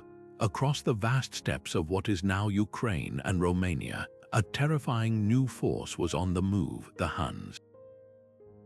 Their exact origins remain shrouded in mystery, but their impact was immediate and horrific. They were nomadic warriors of unparalleled ferocity, masters of the horse and the composite bow, who struck with a speed and violence that seemed almost supernatural to the settled peoples of Europe. As they swept westward, they sent a shockwave of displaced tribes fleeing ahead of them like leaves before a storm. Among these were the Tervingi and Gruthungi, groups we collectively know as the Goths. They were not a single, unified nation but a confederation of Germanic peoples, and in the year 376, with the Huns at their backs, they reached the banks of the Danube River, the official northern border of the Roman Empire, and begged for sanctuary. They asked not to conquer, but to be allowed to cross into the safety of Roman territory, to settle on the other side of the river as allies, or foederati, who would pledge to defend the frontier in exchange for land. For the emperor in the east, Valens, this presented a monumental dilemma. On one hand, here was a potential source of tens of thousands of new soldiers to bolster his armies, which were stretched thin by constant warfare on the Persian front. On the other, it was an enormous, uncontrolled migration that could easily become a fifth column inside the empire's heart. Greed and short-sightedness won out. Valens, seeing a quick fix to his manpower problems, granted the Goths permission to cross. But the Roman logistical machine, once the envy of the world, was now corroded by corruption and incompetence. The operation to manage the Goths' crossing was a catastrophic failure from the start. There were too few boats, and the river crossing was nightmarishly slow, leading to desperate scenes of people drowning in the attempt. Once across, the Romans were supposed to disarm the Goths and provide them with food until they could be settled. Instead, the local Roman commanders, Lupicinus and Maximus, saw a golden opportunity for personal enrichment. They created a brutal and exploitative system. They corralled the starving Goths into temporary camps and then proceeded to extort them, demanding exorbitant prices for the most basic food supplies, often of the poorest quality. The ancient historian Ammianus Marcellinus records the most shocking detail. The Roman officials even forced the Goths to trade their own children into slavery in exchange for dog meat. This was more than a diplomatic failure. It was a profound, inhuman betrayal that stripped away any pretense of Roman civilization and justice.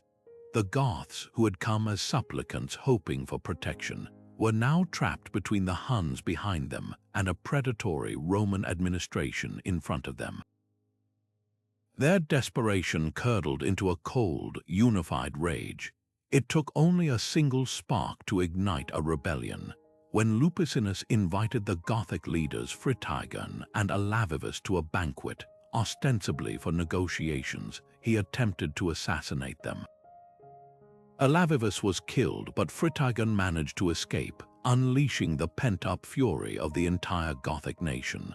The refugees were now a rebel army, and they began to systematically ravage the rich, undefended province of Thrace, the breadbasket of the Eastern Empire. For 2 years, this war of plunder and retaliation raged.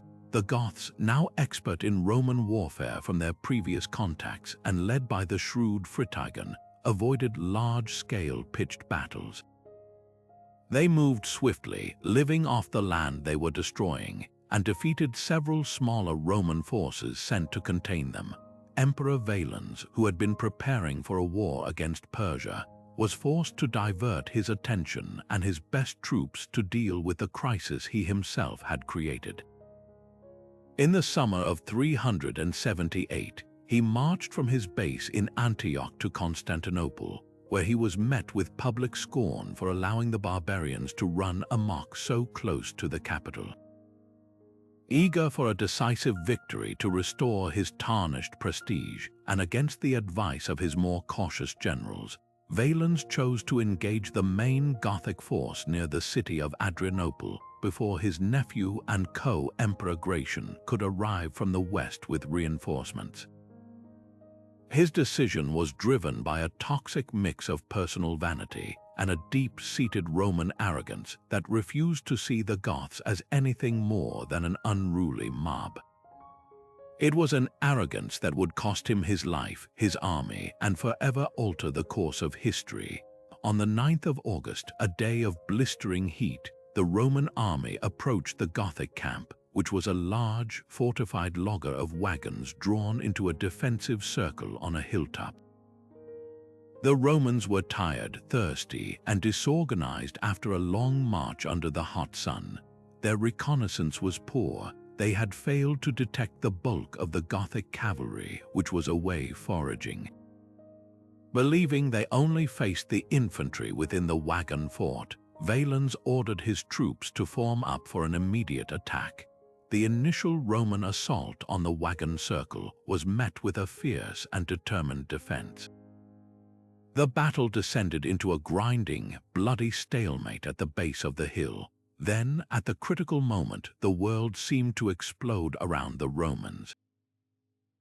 The Gothic cavalry, led by the chieftains Alathius and Saphrax, returned to the field. They hadn't been fleeing, they had been gathering their strength. They now thundered down on the Roman left flank and rear with the force of a hammer blow. What happened next was not a battle but a slaughter. the Roman lines, already fully committed and compressed against the wagon fort, had no room to maneuver and no reserves to counter the cavalry charge. The Gothic horsemen smashed into the Roman left flank, crumpling it and driving the panicked soldiers inward. At the same moment, the Gothic infantry inside the loggia surged forward, pressing the Roman front. The disciplined Roman formation disintegrated into a trapped, chaotic mass of men. In the suffocating dust and heat, blinded by the sun and their own panic, the legionaries could not raise their weapons effectively. They were packed so tightly they could not even flee. The Gothic cavalry rode around the perimeter, systematically shooting arrows and throwing javelins into the helpless crowd, while their infantry moved in for the kill with sword and axe. It was a perfect, horrifying reenactment of Cannae, but this time the Romans were on the receiving end. 2/3 of the Eastern Roman army, including Emperor Valens himself, were annihilated on that field. Valens's body was never recovered, lost in the chaos, giving rise to legends that he was mortally wounded and dragged into a peasant's hut that was then burned to the ground by the Goths, a fittingly ignoble end for the author of such a disaster. The immediate aftermath of Adrianople sent a seismic shock through the entire Roman world. For the first time in centuries, a Roman emperor had been killed in battle against a foreign enemy. The core field army of the East was gone, and the road to Constantinople itself, the impregnable capital, lay seemingly undefended. This was the Goths' moment of supreme opportunity. Had Fritigern possessed the strategic vision of a Hannibal or the reckless ambition of a Boudica, he could have marched on the city. The psychological impact of its fall would have been incalculable, potentially shattering the Eastern Empire just as it was beginning to emerge as the dominant half of the Roman world. But the Goths were still, at heart, a migrating people, not empire builders. They lacked the siegecraft to take a city as massively fortified as Constantinople, and more importantly, they lacked the political unity and the long-term goal of replacing Rome. Instead of pressing their advantage, they continued to roam and plunder the Balkans, a terrifying presence inside the empire's borders, but not its executioner. The deeper, more profound consequence of Adrianople was what it revealed about the changing nature of warfare and the decline of the Roman legion. The battle signaled the end of the heavy infantry's supremacy, a doctrine that had been the bedrock of Roman power for half a millennium. The future belonged to the combined arms approach of the Goths, the coordinated use of heavy cavalry and mobile infantry, a model that would evolve into the medieval knight. Furthermore, the crisis forced Rome to rely ever more heavily on the very barbarians it feared, incorporating entire Gothic tribes into the army as foederati under their own commanders. This policy, a necessary shortcut to regain military strength, would eventually lead to a situation where the Roman army was dominated by Germanic soldiers whose primary loyalty was to their chieftains, not to the abstract idea of Rome. Adrianople did not destroy the Roman Empire in a single day, but it fractured its foundation. It proved that the empire was no longer the invincible predator. It was now vulnerable to the very forces it had once easily managed, and it had to negotiate with and eventually depend on those it had once conquered. The battle was a clear point of no return, the moment the ancient world began its irrevocable slide into the new, fragmented reality of the Middle Ages. And so the pattern repeated itself, a tragic cycle of desperation, failed promises, and escalating violence. The Gothic tribes that had triumphed at Adrianople were not destroyed, but they were also not integrated. For decades, they remained a restless, armed nation within the empire's borders, a constant pressure on the weakened Roman state. Into this volatile world stepped a new leader, a man who embodied the complex, tangled relationship between Rome and its so-called barbarians, Alaric. Unlike the wild chieftains of old, Alaric was a product of Rome. He had served in the Roman army, perhaps even as a general, and he understood the empire's politics, its weaknesses, and its immense wealth not as an outsider, but as someone who had been on the inside. His ambition was not to burn Rome to the ground, but to secure a permanent, prosperous home for his people within the imperial system. He didn't want to destroy the empire, he wanted a piece of it. For years, Alaric pursued this goal through a frustrating dance of negotiation and intimidation. He used his formidable Gothic army not as a mindless horde, but as a bargaining chip. His demands were consistently reasonable: official recognition as a Roman general, the right for his people to settle in a fertile province like Noricum or Pannonia, and a regular supply of grain and money to sustain them. In return, he offered the one thing that desperately weakened Western Roman Empire needed most: military service. His Goths were seasoned, battle-hardened warriors who could have been the shield that defended Italy from other, truly hostile invaders. It was a deal that made perfect strategic sense, but the Roman court in Ravenna, a swamp-protected capital far from the front lines, was a nest of intrigue, arrogance, and short-sightedness. Ministers like Olympius swayed the weak Emperor Honorius with toxic rhetoric, arguing that negotiating with a barbarian was beneath Roman dignity. Time and again, just as a treaty seemed within reach, the Roman side would renege. They would promise Alaric a generalship and then withhold the title. They would agree to provide supplies and then have his Gothic escorts ambushed and slaughtered. Each betrayal was not just a diplomatic failure. It was a personal and collective humiliation for Alaric and his people, proving that Rome still saw them as second-class citizens, as tools to be used and discarded. This cycle of bad faith finally pushed Alaric to a momentous decision. If the Romans would not grant him legitimacy through negotiation, he would force them to acknowledge him through fear. In the year 408, he led his army across the Alps and into the heart of Italy itself. For the first time in over 800 years, a foreign enemy stood at the gates of Rome. But even then, his goal was not destruction. He laid siege to the city not to sack it, but to starve it into compliance, to make the wealthy, panicked Roman Senate pressure the obstinate emperor in Ravenna to finally agree to his terms.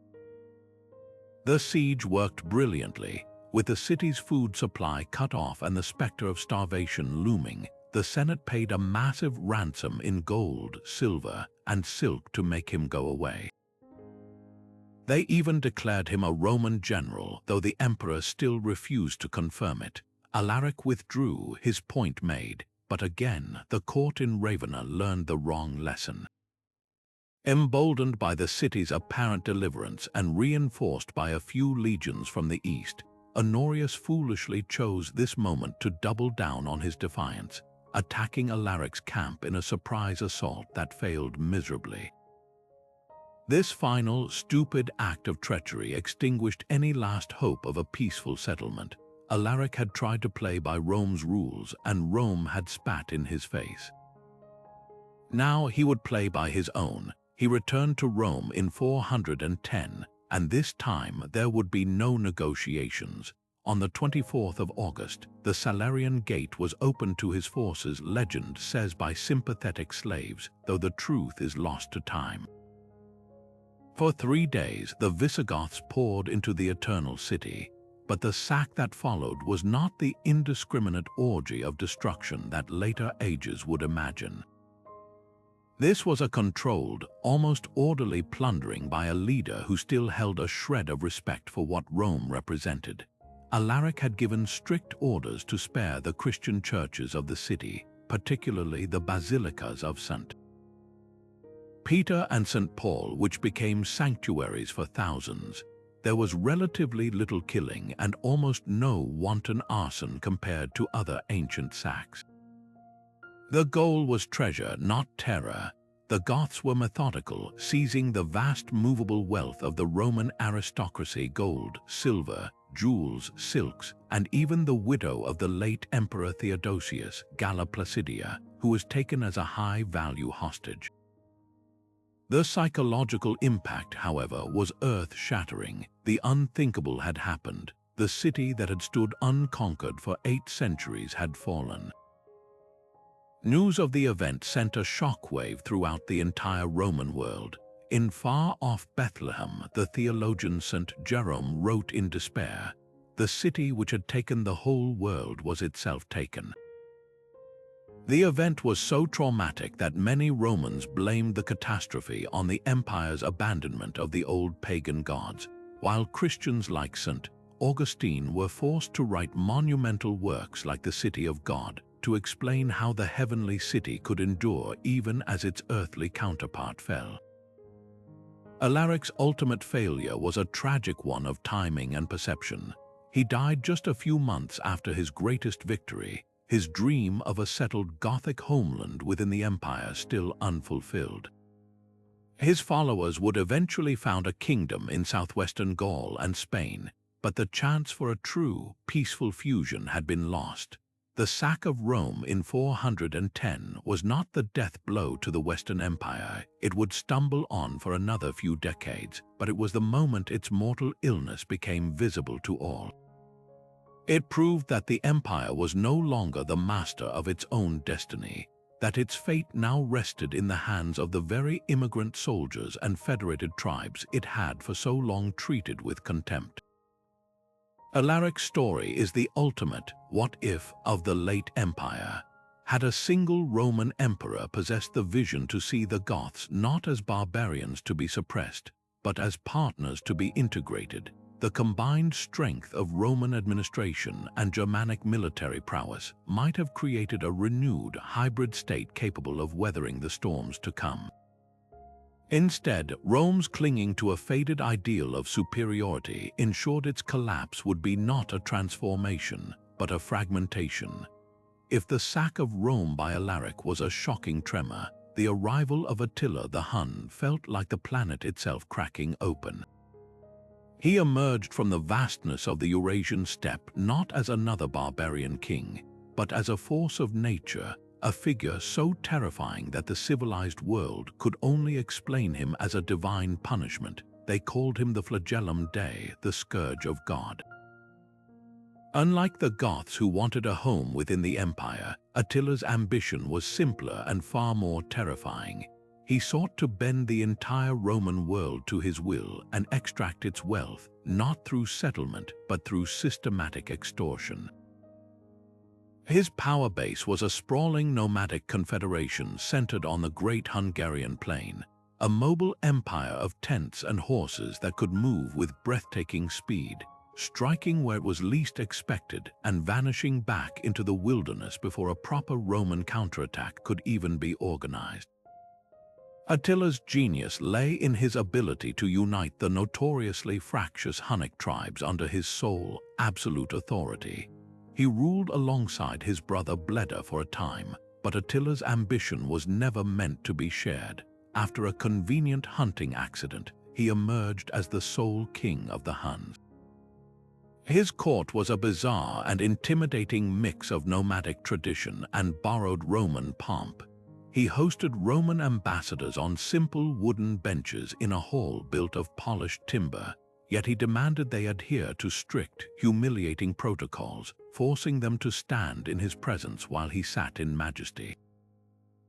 He was a master of psychological warfare long before any army was mobilized. Roman diplomats who visited him described a man of short, sturdy stature with a flat nose, deep-set eyes, and a thin beard, whose gaze was so intense and piercing that it seemed to project a power far beyond his physical frame. He knew the value of fear, and he cultivated his demonic reputation with relish, claiming to possess the actual sword of the war god Mars, which a shepherd had supposedly discovered after it had been lost for centuries, and presented to him as a sign of his divine right to conquer the world. His military machine was the most effective and terrifying the West had ever faced. The core of his strength was his cavalry, particularly his horse archers. These warriors were practically born in the saddle, capable of incredible feats of agility and accuracy. They used the powerful composite bow, a recurved weapon made of wood, bone, and sinew that could punch through Roman armor at distances that left the legionaries helpless. Their tactic was the classic nomadic style of warfare that had doomed Crassus at Carrhae, a swirling, feigned retreat that would lure disciplined Roman formations out of position, only to be enveloped and cut down by arrows from all sides. But Attila had also integrated conquered peoples into his horde, fielding a formidable force of Germanic infantry, Ostrogoths, Gepids, and others who could hold ground and storm fortifications. This combination of nomadic mobility and Germanic solidity made his army incredibly versatile and devastatingly effective. They were a whirlwind of destruction, but a controlled, intelligent whirlwind directed by Attila's strategic mind. For years, Attila's primary target was the richer, more vulnerable Eastern Roman Empire. He launched raid after raid across the Danube, pillaging the Balkans with impunity, and forcing the emperor in Constantinople to pay ever-increasing tributes of gold just to buy temporary truces. At one point, the annual payment reached a staggering £2,100 of gold, an enormous sum that drained the imperial treasury while simultaneously filling Attila's war chest. He even justified one invasion with a laughable pretext, claiming he was there to rescue a runaway nun named Honoria, the sister of the Western Emperor Valentinian Roman III, who had sent him a ring and allegedly offered herself in marriage to escape an arranged match. Attila happily declared himself her betrothed and demanded half of the Western Empire as her dowry. It was a brilliant piece of political theater, giving a thin veneer of legitimacy to what was in reality pure opportunistic aggression. With the East bled white and his forces stronger than ever, Attila finally turned his full attention to the West in 451. His massive army, a multi-ethnic horde numbering in the hundreds of thousands, crossed the Rhine and poured into Gaul. They sacked city after city, Metz, Strasbourg, Rheims, their path marked by pillars of smoke and streams of refugees. The goal seemed to be the complete subjugation of Gaul, a rich prize that would have severed the Western Empire in two. For the first time, however, Attila faced an opponent who was not a corrupt courtier or a timid emperor, but a brilliant Roman general who understood both the Hun and the Roman way of war, Flavius Aetius. Known as the last of the Romans, Aetius had spent time as a hostage with the Huns in his youth and knew Attila personally. He understood their tactics, their strengths, and their weaknesses. With a core of the Western Roman army having evaporated over the decades, Aetius performed a diplomatic miracle. He managed to patch together a coalition of the very Germanic tribes who had been terrorizing the empire for generations: the Visigoths under their aging king Theodoric, the Franks, the Burgundians, and the Alans, persuading them that a Hunnic victory would be a far worse fate for them all than continued Roman rule. It was a fragile alliance of former enemies united by a common, terrifying threat. The two colossal forces finally met on a vast, open plain near what is now Châlons-en-Champagne, in a confrontation that would be remembered as the Battle of the Catalonian Plains. This was not a typical Hun ambush. It was a massive, head-on collision of two enormous armies, a chaotic melee that raged for an entire day. The fighting was exceptionally brutal, even by the standards of the time. The Visigoths held the high ground on the right flank, the Romans and their allies held the center, and the Alans, whose loyalty was suspect, were placed on the left. The battle swirled around a strategic ridge that changed hands multiple times with horrific casualties. Teutoburg, the Visigothic king, was killed in the fighting, reportedly thrown from his horse and trampled. His son, Thorismund, had to be persuaded to stay and fight on rather than immediately leave to secure his throne. Attila himself was forced to retreat to his fortified camp of wagons, where he reportedly built a pyre of saddles, prepared to immolate himself rather than be captured. The losses were catastrophic on both sides. One ancient chronicler claimed the number of dead reached 162,000, with another 16,000 dying in a separate skirmish the night before. Though the battle was technically a bloody draw, it was a strategic defeat for Attila. His aura of invincibility was broken. For the first time, he had been stopped. He was forced to withdraw from Gaul, his ambitions checked. Yet the scourge of God was not so easily deterred. The very next year, in 452, he launched a new invasion, this time directly into the heart of Italy itself.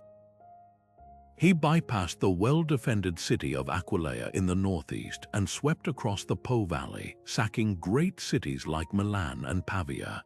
Panic seized the peninsula. The Western Emperor Valentinian Roman III fled from Ravenna to the old capital of Rome. It seemed that nothing could stop Attila from achieving what even Hannibal had not, the sack of the Eternal City itself. But then something mysterious happened. As Attila marched south, he was met not by a Roman army, but by a delegation led by Pope Leo I. What transpired at their meeting on the banks of the Mincio River is one of history's great unanswered questions. There were no witnesses. Did the Pope, in his magnificent robes, threaten Attila with the wrath of the Christian God? Did he offer a massive bribe of gold? Or did Attila's own scouts report outbreaks of plague and famine in his army, compounded by news that the Eastern Emperor had finally sent troops to reinforce the West? Most likely, it was a combination of practical concerns and powerful superstition. Whatever the reason, Attila, after conferring with the Pope, turned his army around and left Italy. It was his most inexplicable retreat, a moment where history pivoted on a private conversation. Attila's story ended not on the battlefield, but in his bed. The following year, in 453, he took a new, young wife named Ildico. After a night of heavy feasting and drinking to celebrate his wedding, he suffered a severe nosebleed and choked to death on his own blood in his sleep. It was an absurdly anticlimactic end for the man who had terrified two empires. His followers cut their hair and slashed their faces to mourn him with the blood of warriors, not tears, and he was buried in a triple coffin of gold, silver, and iron, secreted away in a riverbed that was then diverted and then allowed to flow back to hide his grave forever. With his death, his empire died with him. His sons squabbled over the inheritance, and the subjected Germanic tribes immediately rose in revolt, shattering the Hunnic Confederation at the Battle of Nedao in 454. The Hun threat vanished almost as suddenly as it had appeared. Attila's failure was ultimately a failure of sustainability. His empire was a personal creation, held together by the force of his own will and the fear he inspired. It had no administrative structure, no system of succession, and no ideology beyond plunder. He could extract wealth, but he could not build anything lasting. He was the ultimate test of Rome's resilience, and though he brought it to the very brink, the empire just barely endured, proving that even the most terrifying scourge of God could eventually pass.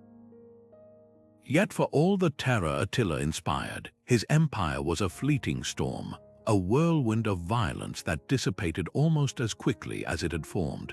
But to the east, along the sun-baked frontiers of Syria and Mesopotamia, Rome faced a threat of an entirely different order, not a nomadic confederation, but a sophisticated, ancient, and enduring imperial rival. This was not a new enemy, this was a legacy. The Sassanid Persians saw themselves not as invaders, but as restorers, the rightful heirs to the vast Achaemenid Empire that Alexander the Great had shattered centuries before.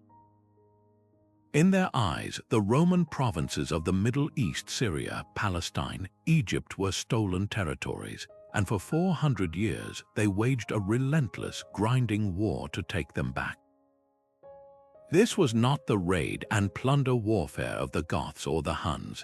This was a grand, strategic struggle between two superpowers, a centuries-long chess match that would drain the treasuries and manpower of both empires, leaving them exhausted and vulnerable at the very moment a new power was rising in the deserts of Arabia.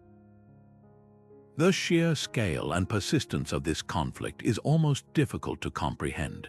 The Roman-Persian frontier was the most heavily militarized border in the ancient world, a line of fortresses, watchtowers, and desert outposts stretching from the Black Sea to the Persian Gulf. War was not an exception here. It was the default state of affairs, flaring up in massive, generation-defining clashes every few decades. The Sassanids were a mirror image of Rome in many ways, a centralized, bureaucratic state with an official state religion, Zoroastrianism, a powerful, hereditary nobility, and a professional army built around a core of heavy cavalry, the famed cataphracts. These knights were the equivalent of medieval men at arms, both rider and horse encased in chainmail, armed with long lances and capable of shattering any infantry formation in a direct charge. They were supported by horse archers just as skilled as the Huns, and disciplined infantry from the subject peoples of their empire. Fighting the Sassanids was like fighting a dark reflection of Rome itself, a familiar but terrifyingly potent adversary. This epic rivalry produced some of the most dramatic and humiliating moments in all of Roman history. The low point came in the middle of the 3rd century, during the chaotic crisis of the 3rd century, when Rome was tearing itself apart with civil wars. The Sassanid king, Shapur I, seized the opportunity to launch a devastating invasion. He smashed a Roman army at the Battle of Barbalissos, then pushed deep into Roman territory, sacking the magnificent city of Antioch itself. The Emperor Valerian, an elderly man desperate to stabilize the situation, marched east with a massive force to confront him. What happened next was a catastrophe that seared itself into the Roman soul. At the Battle of Edessa in 259, the Roman army was surrounded and annihilated. Valerian was taken captive, the first and only Roman emperor to ever be captured alive by a foreign enemy. Shapur did not treat him as a noble prisoner of war. The rock reliefs carved into the mountainsides of Iran to commemorate his victory show a perpetual image of Roman humiliation. Shapur on his magnificent horse, while the kneeling Emperor Valerian begs for mercy. Ancient sources, likely exaggerated but deeply symbolic, claim Shapur used the elderly emperor as a human footstool to mount his horse, and upon his death, had his body flayed and his skin stuffed with straw and displayed as a trophy in a Persian temple. For Rome, this was more than a military defeat. It was a metaphysical outrage, an unthinkable violation of the natural order where the emperor, a semi-divine figure, was reduced to a subhuman trophy. Yet the nature of this long war was not one of constant Roman defeat. It was a brutal pendulum swinging back and forth across the Tigris and Euphrates rivers. Just a decade after Valerian's capture, a new Roman emperor, the tough Illyrian soldier Aurelian, began the process of restoring the empire's borders. Later, the great warrior Emperor Galerius inflicted a crushing defeat on the Sassanids, forcing them to cede territory and become a client state, albeit briefly. The frontier would stabilize only to erupt again a generation later. The conflict became a dreadful routine. A new emperor would ascend the throne in Constantinople or Ctesiphon, and to prove his martial prowess, he would launch a campaign against the ancient enemy, winning a few border forts or losing a few, achieving nothing of lasting strategic value but consuming vast amounts of blood and treasure in the process. It was a geopolitical stalemate of the most expensive kind. The final and most devastating act of this millennia-long drama began in the early 7th century under the Sassanid king Khosrow Roman II, known as Parvez, the Victorious. He had come to power with the help of the Byzantine Emperor Maurice, and for a time the two empires enjoyed an unprecedented peace. But when Maurice was overthrown and murdered by the usurper Phocas, Khosrow saw his chance. Using the pretext of avenging his murdered friend, a clear casus belli, he launched an invasion on a scale not seen since Shapur. The Byzantine Empire, rotten with internal strife and military neglect, simply collapsed before him. His armies, led by brilliant generals like Sharbaraz, achieved what had once been unthinkable. They conquered the great cities of the Levant. Damascus fell, then Jerusalem itself in 614. The holiest city in Christendom was sacked, and the most sacred relic of the faith, the true cross, was carried off as a prize to the Persian capital. Then the Persian tide turned south, swallowing Egypt, the breadbasket of the empire, starving Constantinople of its grain supply. Finally, they swept into Anatolia, the very heartland of the Byzantine military.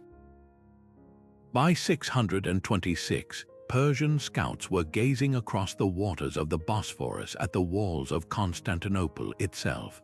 The Roman Empire had been reduced to little more than the city of Constantinople and a few scattered fragments. The Sassanid Empire now stretched from the Indus River to the Aegean Sea. After 400 years of struggle, Persia had won. Rome was on the verge of total extinction.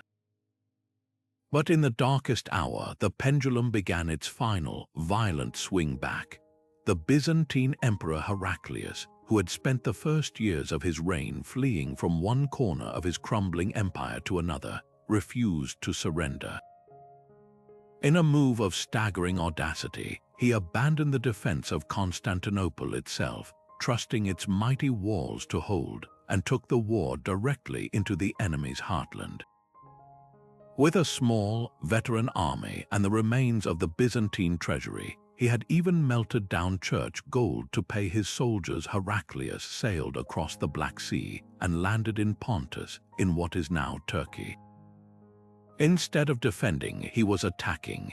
He moved not as a traditional army, but almost like a guerrilla force, living off the land in the rugged Armenian highlands, avoiding the main Persian armies and striking deep into Mesopotamia, the wealthy core of the Sassanid Empire. This was not a war of battles, but a war of strategic devastation. His goal was to threaten the Persian capital of Ctesiphon, force the Sassanid armies to withdraw from their conquered territories to defend their homeland, and shatter the aura of invincibility around Khosrow. The campaign was a masterpiece of psychological warfare. Heraclius won a series of crushing victories against Persian armies sent to stop him, most notably at the Battle of Nineveh in 627.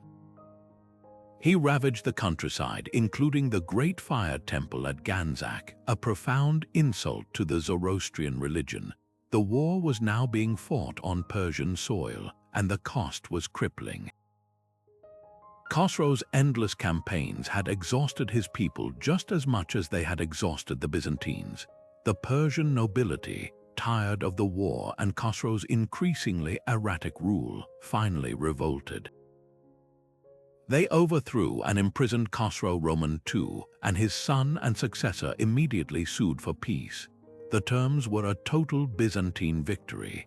All conquered territories, Syria, Palestine, Egypt, Anatolia, were restored to the empire. The true cross was returned to Jerusalem in a magnificent ceremony presided over by Heraclius himself, who was hailed as a new Alexander, the savior of the Christian world. It was the most complete victory in the long history of the Roman-Persian Wars, but it was a Pyrrhic victory in the most profound sense. both empires lay utterly prostrate.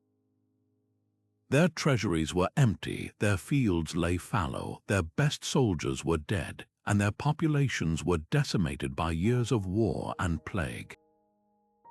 The ancient rivalry that had defined the classical world had ended in mutual suicide. They had spent centuries focused solely on each other, like two prize fighters locked in a brutal embrace, oblivious to the world around them. And in their exhaustion, they failed to notice the whispers coming from the deep desert. Just a few years after Heraclius's triumphant restoration of the empire, a new force exploded out of Arabia, unified by a powerful new faith, Islam, and led by generals energized by a divine cause. The Byzantines and Sassanids, their armies shattered and their people war-weary, could offer almost no resistance. The Sassanid Empire, its structure already weakened by civil war, collapsed completely and was absorbed into the new Islamic Caliphate within a matter of years. The Byzantine Empire survived, but just barely, losing the wealthy provinces of Syria, Palestine, and Egypt forever. The great Roman-Persian Wars had, in the end, decided nothing except to clear the stage for a new, enduring power to rise. Their 400-year struggle had been the defining conflict of late antiquity, but its ultimate legacy was not the triumph of one civilization over the other, but the exhaustion of both, paving the way for a new world. While the Eastern Roman Empire was locked in its life-or-death struggle with Persia, a different kind of calamity was unfolding in the West, one that struck not at the empire's borders, but at its very stomach. The story of the Vandals is often reduced to a synonym for mindless destruction, but their conquest was anything but random. It was a calculated, brilliantly executed masterstroke that targeted the single most vital organ of the Western Roman Empire, the province of Africa, the breadbasket that fed the city of Rome and its legions. This wasn't a raid, it was a strategic decapitation, and it was led by one of the most formidable and underestimated kings of the migration period, Genseric. The Vandals' journey to this moment of destiny was itself a long and painful odyssey. They originated somewhere in the Baltic region, part of the same Germanic cultural sphere as the Goths, and were pushed westward by the same pressures of migration and the shadow of the Huns. Unlike the Goths who sought a place within the empire, the Vandals were often met with fierce resistance, fighting their way through Gaul and into Spain, where they eventually settled for a time. But their position in Spain was precarious, squeezed by the Romans and rival Gothic tribes. It was here that Genseric, a son of a Vandal king, came to power in 428. Despite being illegitimate and described as lame from a fall from a horse, he possessed a sharp, cunning intellect and a ruthless will to survive. He looked across the Strait of Gibraltar and saw not an ocean but an opportunity. The Roman province of North Africa was fabulously wealthy, its fertile fields producing the grain and olive oil that sustained Italy, but it was poorly defended, its garrison weakened by civil wars and political intrigue in faraway Ravenna. Genseric's decision to cross into Africa was a breathtaking gamble. In May of 429, he organized the entire Vandal people for the journey. This wasn't just an army on the march, it was a mass migration of 80,000 people, warriors, women, children, and elders piling onto whatever boats they could find or build to cross the treacherous straits. The Roman Count of Africa, a chronically suspicious man named Boniface, saw this not as an invasion but as a potential tool in his own political feud with the powerful general Aetius back in Italy. In a catastrophic miscalculation that would haunt the empire, Boniface may have even invited the Vandals across as mercenaries to support his own rebellion. Whether invited or not, once Genseric's feet touched African soil, he had no intention of leaving or serving anyone. What followed was a methodical, 11-year-long campaign of conquest that showcased Genseric's strategic genius. He didn't just rampage, he understood the political landscape perfectly. He exploited the deep religious divisions within Roman Africa between the Catholic Orthodox population and the Donatist heretics, promising the latter toleration and gaining their support, or at least their neutrality. He skillfully used a combination of siege warfare and open battle, and when the empire finally sent a massive combined force from both east and west to crush him, he outmaneuvered them using guerrilla tactics and the harsh African terrain to his advantage before finally destroying the Roman army in a decisive battle. By 439, the unthinkable had happened. The Vandals stood before the massive walls of Carthage, the second greatest city in the Latin West. With a Roman garrison distracted by a festival, Genseric launched a surprise assault and took the city almost without a fight. In a single stroke, he had captured the capital of Roman Africa, and with it, the entire naval fleet stationed in its harbor. This acquisition of a world-class navy transformed the Vandals from a land-based Germanic tribe into the foremost naval power in the Western Mediterranean almost overnight. Genseric immediately put this new fleet to use, launching piratical raids that terrorized the coasts of Sicily, Italy, and Greece. He controlled the sea lanes, and in doing so, he held a knife to the throat of Italy. The Western Empire, already reeling from internal strife and other barbarian incursions, was now starving. The regular grain shipments from Africa that had sustained the city of Rome for centuries were cut off, leading to famine, skyrocketing prices, and social unrest. The economic engine of the West had been seized, and the Vandals now owned it. The full, horrifying extent of this power shift was demonstrated in the year 455. The Western Emperor Valentinian III, who had once plotted to have Genseric assassinated, was himself murdered. Genseric, claiming that this act voided the peace treaty he had with the empire, and also using the pretext of a marriage alliance with Valentinian's family, set his sights on the ultimate prize. His fleet sailed from Carthage, landed at the mouth of the Tiber River, and marched on Rome. This time, there was no Stilicho or Alaric to negotiate with. There was no real army left to defend the city. Pope Leo the Great, who had faced down Attila, rode out to meet the Vandal king. He could not stop the sack, but he reportedly persuaded Genseric to refrain from slaughtering the population and burning the city. The subsequent sack of Rome was a 2-week-long systematic plundering. Unlike the earlier Gothic sack, which targeted movable wealth, the Vandals were methodical and thorough. They stripped the temples and public buildings of their treasures, including the gilded bronze tiles from the roof of the temple of Jupiter Optimus Maximus. Most famously, they looted the imperial palace on the Palatine Hill, carrying off the spoils of 1,000 years of conquest, including the sacred menorah taken from Jerusalem by Titus centuries earlier.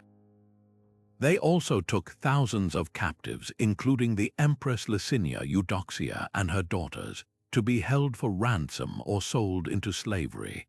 The psychological impact was even greater than the material loss. The city that had weathered Alaric and Attila had now been violated a second time, and this time by a power that now controlled its food supply. The Vandal Kingdom of Africa, centered on Carthage, became a pirate state par excellence, its power based on its fleet and its stranglehold on Mediterranean trade. For the next 3 decades, Genseric skillfully played the weakening Roman Empire off against the rising power of Constantinople, defeating every naval expedition sent to dislodge him. The loss of Africa was the wound from which the Western Empire could not recover. It was bled white, bereft of its largest source of tax revenue, cut off from its food supply, and utterly demoralized. The Vandals, a people who had been on the verge of extinction a generation earlier, had not just found a home, they had seized the very core of Roman power in the West and, in doing so, had become the undertakers of the empire they had once begged to join. Yet even as the dust settled on the ruins of Attila's empire, the psychological scar he had carved into the Roman consciousness refused to fade. The sudden, shocking disappearance of the Hunnic threat did not bring a sense of security. Instead, it created a terrifying power vacuum and left behind a pervasive, low-grade anxiety that would fundamentally rewire the Roman worldview. For decades, the entire Roman foreign policy east of the Rhine had been singularly focused on one thing: managing, bribing, or surviving the Huns. Their sudden fragmentation into squabbling, weaker groups like the Gepids, Ostrogoths, and Rugii did not feel like a liberation. To the emperors and generals in Ravenna and Constantinople, it felt like the lid had been blown off a pressure cooker. The world beyond the Danube was now a chaotic, unpredictable mosaic of leaderless war bands and migrating tribes, all of whom had learned a crucial lesson from Attila's rise: that Rome was rich, vulnerable, and could be made to pay. This new reality demanded a complete overhaul of how Rome dealt with its neighbors, shifting from a strategy of confident domination to one of nervous management and desperate improvisation. This profound shift in strategy is most clearly visible in the empire's accelerating reliance on the system of foederati, the very policy that had backfired so spectacularly with the Goths and led to Adrianople.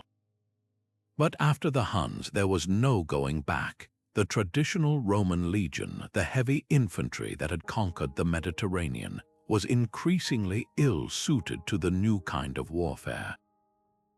It was too slow, too expensive to recruit from a shrinking Roman citizenry, and too vulnerable to the fast-moving cavalry tactics that the Huns had perfected. The solution, though necessary, was a Faustian bargain. Rome began to recruit entire tribes, Germanic peoples like the Franks, Goths, and Alans, into the army as allied contingents. They fought under their own chieftains, using their own weapons and tactics, in exchange for land grants and annual payments of gold. On paper, it was a brilliant way to turn a potential external threat into an internal asset. These foederati were fierce warriors who understood their nomadic cousins far better than any Roman general. They could meet the enemy on their own terms with similar speed and ferocity. In practice, however, this policy slowly hollowed out the Roman military and, by extension, the Roman state itself. The army was becoming barbarized from within. The most celebrated generals of the late Western Empire, men like Stilicho the Vandal, Ricimer the Suebian, and even the last great defender Aetius himself, were often of barbarian descent, commanding armies that were increasingly composed of their own kinsmen. Their primary loyalty was not to the abstract idea of Roma Aeterna, but to their own personal honor and the well-being of their soldiers, who were their power base. The Roman state was essentially outsourcing its own defense to the very peoples it had once fought, creating a situation where the empire's survival depended on the continued goodwill of ambitious mercenary kings who had little reason to be loyal to a decaying political entity. The tail was now firmly wagging the dog, and the Hunnic experience had taught these Germanic generals that with enough military power, they could dictate terms to the emperor himself. Beyond military policy, the Hunnic shadow also warped Roman diplomacy, fostering a permanent state of paranoia and short-term thinking. The emperors in Constantinople, in particular, became masters of a cynical and expensive strategy, playing the barbarians off against each other. They would lavish gold on one group of Goths to attack another, or fund a Hunnic chieftain to raid a rival tribe, all in a desperate attempt to prevent the rise of another unified Attila-like figure. This constant subsidizing of barbarian conflicts drained the imperial treasury at an alarming rate, requiring ever higher taxes that further alienated the Roman civilian population. It was a strategy of managed decline, a recognition that the empire could no longer impose its will by force but could only hope to delay its enemies through bribery and manipulation. The goal was no longer victory, but stability, a fragile, expensive, and ultimately temporary peace purchased with gold instead of won with steel. The most enduring and tragic legacy of the Hunnic Terror, however, was the way it reoriented the entire Roman worldview inward and backward. The confident, expansive empire that had built Hadrian's Wall and pushed its legions to the Euphrates was gone, replaced by a fortress mentality.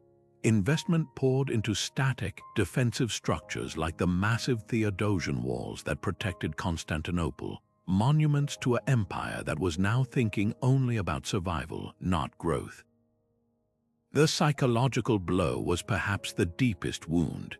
The Huns had proven that the empire was not invincible, that its borders were permeable, and that its heartland was vulnerable to anyone with the courage and organization to strike. This loss of invincibility was a contagion that spread through Roman politics, encouraging separatist movements in the provinces and fueling the ambitions of local warlords who realized the central government could no longer protect them. The Huns did not destroy the Roman Empire, but they broke its spirit. They taught the world how to bring Rome to its knees, and in doing so, they created a template for success that every subsequent wave of invaders would attempt to follow, accelerating the empire's spiral into a dependency from which it could never recover.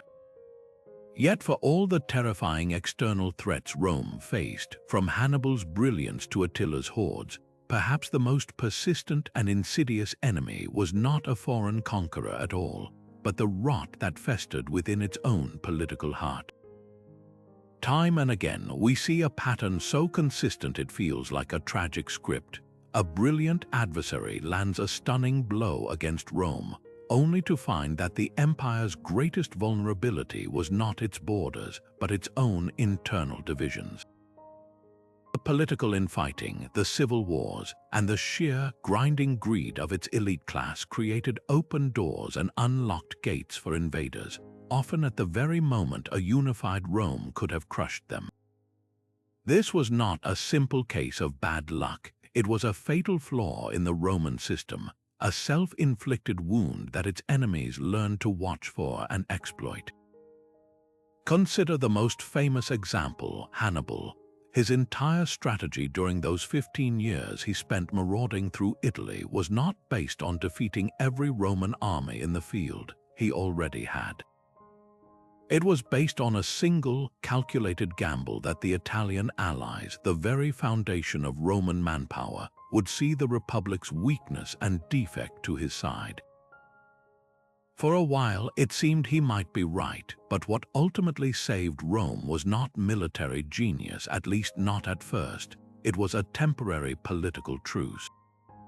The Senate, terrified of the existential threat, reluctantly set aside its factions and granted the unconventional general Fabius Maximus unprecedented power to wage a war of attrition, earning him the nickname Cunctator, the Delayer. This was a rare moment of unity for the good of the state, but even this cohesion was fragile. The political opposition to Fabius's strategy was fierce. His rivals derided his tactics as cowardly and nearly forced him from command, desperate for the glory of a decisive victory that would have certainly ended in another catastrophe like Cannae. The internal political squabbling nearly cost Rome everything, even with the wolf at the door. This pattern of self-sabotage only intensified as the Republic gave way to the Empire. The late Republic was essentially a century-long civil war, interrupted by brief periods of tense peace. The rivalry between Marius and Sulla wasn't just a personal feud. It was a violent struggle for political supremacy that saw legions of Roman citizens march on their own capital city for the first time. purging their political opponents in bloody proscription, lists that saw thousands of wealthy Romans killed and their property seized. This internal bloodletting crippled the state's ability to respond to external threats. It was in the chaotic aftermath of Sulla's dictatorship that Mithridates of Pontus saw his opening, calculating correctly that Rome was too divided to mount an effective response.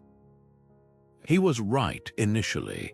The command against him became a political football between the supporters of Sulla and his rivals, leading to confusion, competing armies, and even a moment where two Roman forces were effectively at war with each other in the east while Mithridates consolidated his power.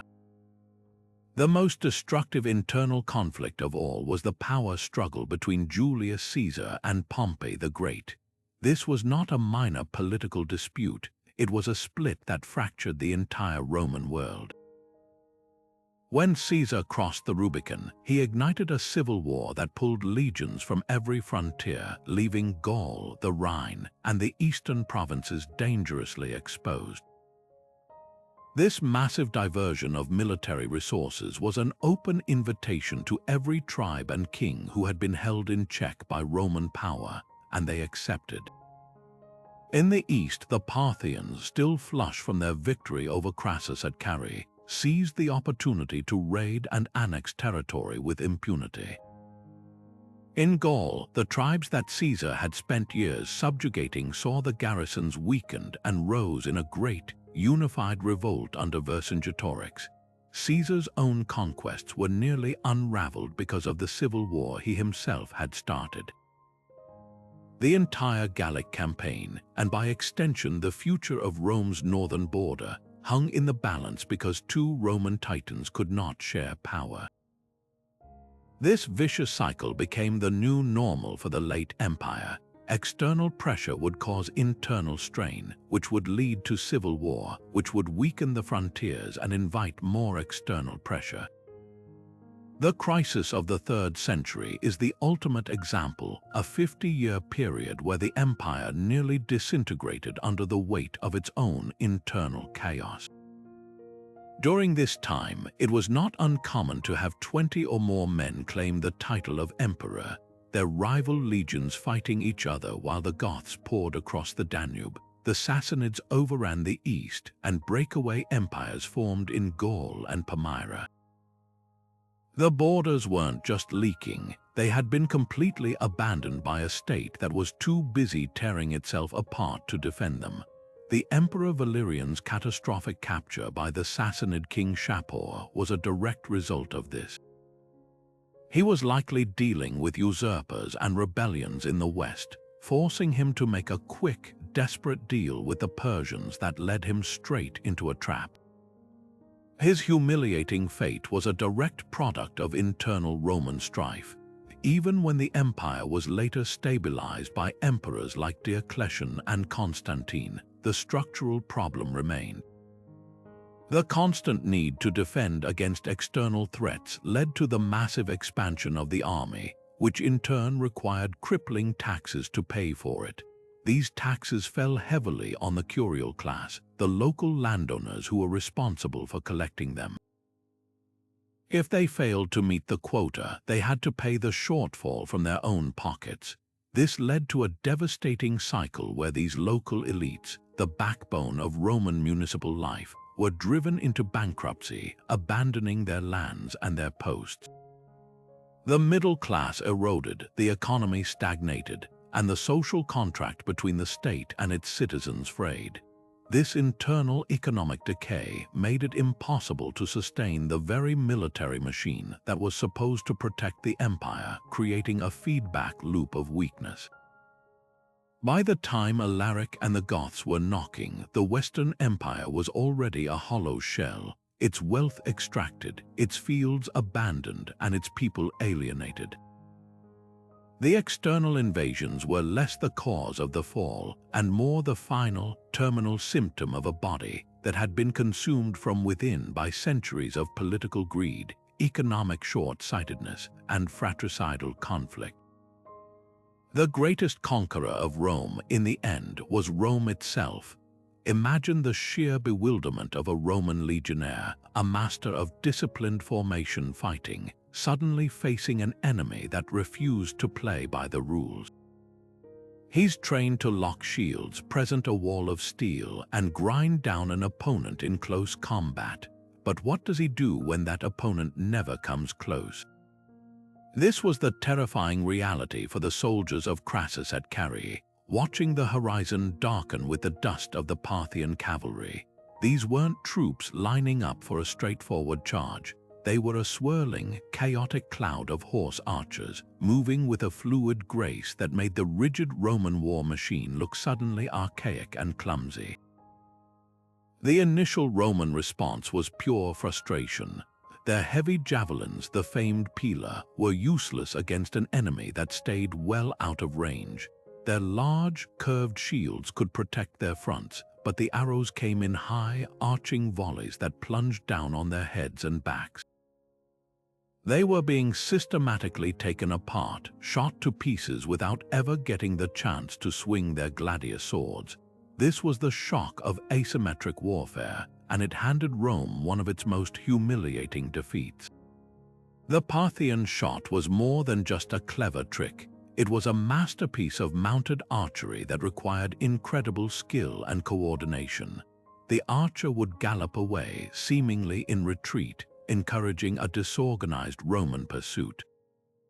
Then, in a move that defied all logic for a soldier trained in forward-facing combat, the rider would twist his entire body at full gallop, aim backwards over his horse's hindquarters, and fire with stunning accuracy into the faces of his charging enemies. This tactic wasn't just physically devastating, it was psychologically crushing. It made the Romans feel slow, stupid, and utterly helpless. The cataphracts, the other half of the Parthian system, played the role of the hammer to the horse archer's anvil. These were heavily armored knights on armored horses, wielding long lances that could skewer multiple men in a single charge. Once the horse archers had softened up a Roman unit and lured it out of formation, the cataphracts would thunder in to deliver the final, annihilating blow. It was a combined arms approach centuries ahead of its time, and it proved that technological and tactical innovation could utterly negate Rome's advantage in discipline and numbers. But Rome's greatest strength was never its initial invincibility. It was its breathtaking capacity to adapt. The legion was a learning organism. After the catastrophe at Carrhae, the Roman military mind went to work. They couldn't become horse archers themselves. That skill was a cultural tradition, bred over a lifetime in the saddle, but they could adapt their equipment and their tactics to counter the threat. They increased the use of lighter, more mobile auxiliary troops from regions like Crete and the Balearic Islands, whose skirmishers and slingers could provide their own covering fire. They began to incorporate more cavalry from Numidia and Gaul to contest the Parthian horsemen. Most importantly, they started to change their personal armor. The iconic large, curved scutum shield was excellent for deflecting direct attacks, but was heavy and less effective against plunging arrows. In response, the army gradually adopted more segmented plate armor, the Lorica segmentata, which offered better all-around protection without sacrificing mobility. They never fully mastered the Parthian style of warfare, but they learned enough to survive it, to make future engagements in the East costly stalemates rather than outright disasters. This pattern of shock, adaptation, and integration repeated itself across every frontier. In the dense, dark forests of Germania, the Romans faced a completely different kind of nightmare. Here, the challenge wasn't open-field cavalry tactics, but the silent, invisible ambush. Germanic warriors like those led by Arminius used the terrain itself as a weapon. They knew the Romans relied on their famous roads and open battlefields, so they lured them into places where their formations were useless: thick woods, muddy ravines, and narrow passes. The attack at the Teutoburg forest was the ultimate expression of this. There was no battle line to form. The Germanic tribesmen struck from behind trees and from the high ground, hurling their heavy framey spears before closing in with swords and axes. They would attack, melt back into the forest, and then reappear further down the column to attack again. The Roman legions, trained for orderly, set-piece battles, were completely disoriented. Their heavy armor became a hindrance in the mud, their long supply trains of vulnerability. In response, the Romans didn't try to out-German the Germans. Instead, they became masters of military engineering, building fortified camps every single night, no matter how deep into hostile territory they marched. These camps were a portable fortress, a place of safety and order in the heart of the chaotic wilderness. They also increased their use of local scouts and allied Germanic auxiliaries, men who could read the forest and warn of potential ambushes, turning the barbarians' intimate knowledge of the land against them. Perhaps the most significant adaptation, however, came from the steppes of Central Asia with the arrival of the Huns. Attila's warriors brought with them a technological marvel that revolutionized mounted warfare: the composite bow. Unlike the simple wooden bows used by many Germanic tribes, the Hunnic bow was a complex, recurved weapon crafted from layers of wood, sinew, and horn. This lamination process created a bow that was relatively short and easy to handle on horseback, yet possessed incredible power and range. It could punch through Roman armor at distances that left the legionaries utterly helpless, much like the Parthian bow had centuries before, but now in the hands of a far more numerous and aggressive foe. The Roman response to this was twofold. First, they further increased the proportion of cavalry in their armies, recruiting heavily from other nomadic peoples like the Huns' rivals, the Alans, who fought in a similar style. Second, and more crucially, they began to adopt the bow itself. The late Roman army fielded ever greater numbers of mounted archers, and the composite bow technology, once a terrifying symbol of the alien Hun, gradually became a standard part of the Roman arsenal. This was the ultimate form of flattery, adopting the very weapon that had been used to beat them. The fascinating question that emerges from this centuries-long arms race is one of missed opportunities. What if these innovations had been combined? Imagine a scenario where a commander like Hannibal, a tactical genius of the highest order, had also possessed the Parthian horse archers or the Hunnic composite bow. His strategic vision with those tactical tools might have been unstoppable. What if the Germanic tribes, masters of the ambush, had possessed the political unity to launch coordinated attacks on multiple Roman fronts simultaneously, rather than fracturing into individual war bands? The Roman knack for adapting to one major threat at a time was legendary, but a multi-front war employing several of these unique styles of warfare at once could have overwhelmed their capacity to respond. The failure of Rome's enemies was rarely a lack of innovation. It was a lack of coordination, logistics, and strategic patience. They could win breathtaking battles, but they struggled to win long wars against a system that treated every defeat as a lesson and every enemy as a teacher. This relentless exchange of ideas, this violent dialogue across centuries, didn't just decide the fate of empires. It fundamentally enriched the entire art of warfare, pushing military technology and tactics forward in a way that would eventually shape the knights, archers, and armies of the medieval world that followed. Think of the most brilliant battlefield commander you can imagine, a tactical genius who can outmaneuver and outthink any opponent. Now place that commander at the head of a massive, hungry army, hundreds of miles from home, with empty supply wagons and not a friend in sight. Suddenly, that genius looks a lot less formidable. This was the brutal, unglamorous truth that undid so many of Rome's challengers.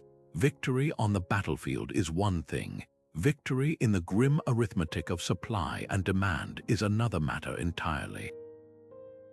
For all their courage and cunning, many of the would-be conquerors of Rome were ultimately defeated not by a legion's sword, but by a barren landscape, an empty stomach, and the slow, inexorable drain of resources.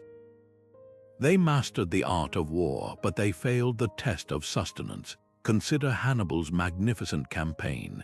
His crossing of the Alps remains one of history's most staggering military feats, but it came at a catastrophic cost in men, animals, and material.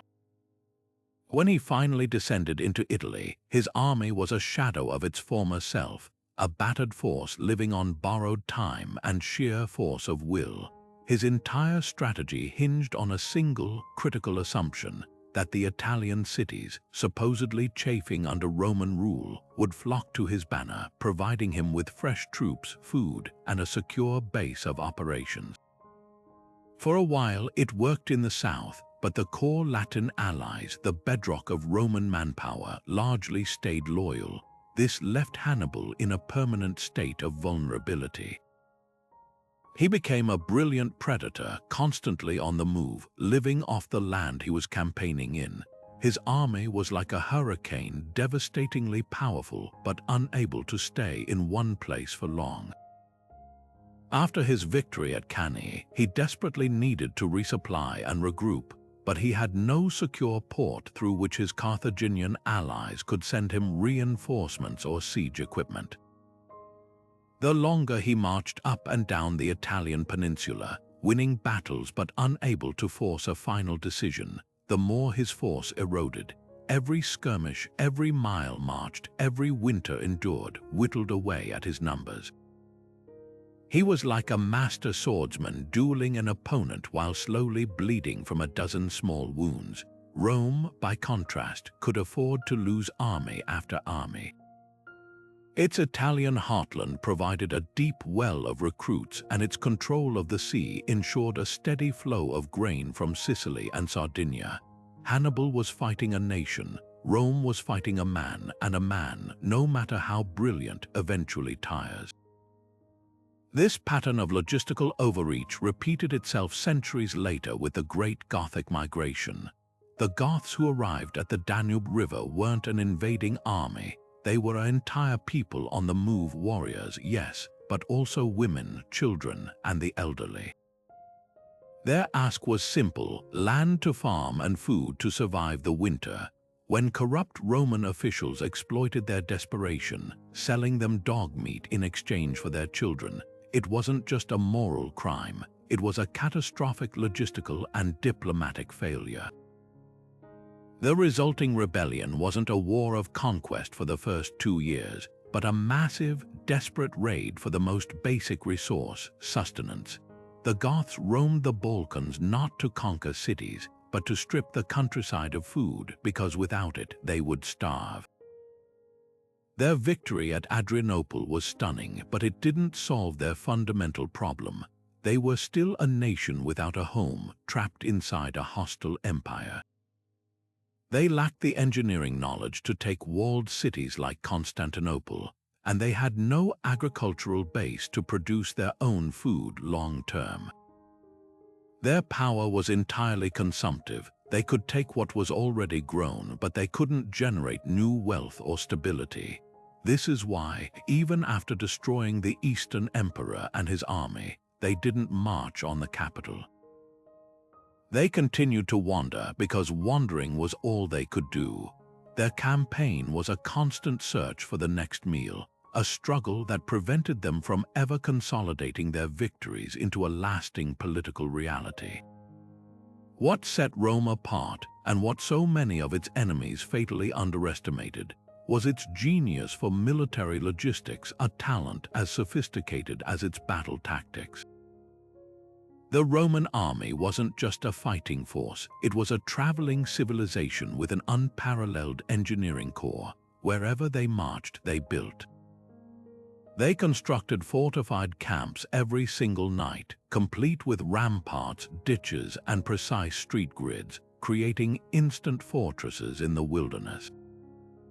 These camps were not just for defense, they were supply depots, command centers, and havens of order. but the true backbone of Roman logistics was its infrastructure. The famous Roman roads, straight and paved, weren't built for commerce alone. They were military highways that allowed troops and supplies to move at speeds unmatched by any of their adversaries. Couriers could change horses at way stations and relay messages across the empire in a matter of days. Most importantly, Rome mastered naval supply. Control of the Mediterranean, Mare Nostrum, our sea, allowed them to shuttle vast quantities of grain from the fertile fields of Egypt and North Africa to feed the armies on the Rhine or the Danube. A general like Caesar, campaigning in Gaul, could have supplies shipped from across the empire to a port in southern France, and then transported overland along roads his own engineers were building as he advanced. This system created a relentless, predictable flow of resources that could sustain long-term sieges and prolonged campaigns far from home. The contrast with their opponents couldn't be more stark. When Vercingetorix implemented his scorched earth policy in Gaul, it was a desperate and brilliant acknowledgement of this Roman advantage. He knew he couldn't beat them in a supply war, so he tried to remove the very ground from beneath their feet, hoping to starve them into retreat. For a time, it worked brilliantly, but when he was forced into the siege of Alesia, he played directly into Rome's greatest strength. Caesar's double wall of circumvallation wasn't just a trap, it was a logistical statement. It said, "We can build a city around your city, we can outlast you. We have the engineers, the discipline, and the supply lines to wait forever." The Gauls inside and the massive relief army outside had no such system. They were reliant on what they had brought with them, and when it was gone, they were finished. This was the recurring theme. Rome fought a systematic war of endurance, while most of its enemies fought a hand-to-mouth war of momentous but fleeting opportunity. They won battles. Rome won wars by winning the war of attrition, proving that the most powerful weapon in any conflict isn't always the sword, it's the shovel, the grain ship, and the well-laid road. Yet the clash of empires was never solely a matter of swords and shields. It was equally a war of words, symbols, and raw terror waged in the minds of soldiers and citizens alike. Many of Rome's challengers understood that to break the legions, you first had to break the idea of Rome, the unshakable belief in its eternal destiny and invincible power. They realized that the empire's greatest armor was psychological, and they devised brilliantly cunning campaigns to strip it away, layer by layer. This shadow war of perception and propaganda often proved more decisive than any battlefield encounter, because a doubt-filled heart fights with far less conviction than a hopeful one. No one mastered this dark art better than Mithridates of Pontus. His infamous order for the Asiatic Vespers, the coordinated massacre of tens of thousands of Roman citizens across Asia Minor, was far more than an act of brutal vengeance. It was a calculated piece of psychological and political theater designed with a single, devastating objective: to forge an unbreakable bond between himself and the local populations by making them complicit in a crime from which there could be no return.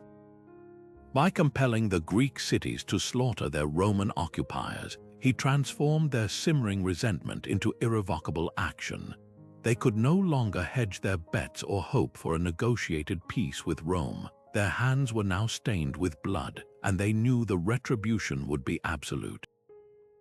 Mithridates brilliantly reframed himself not as a foreign invader, but as a liberator, a champion of Hellenistic culture, rising to cast off the yoke of Roman greed and corruption.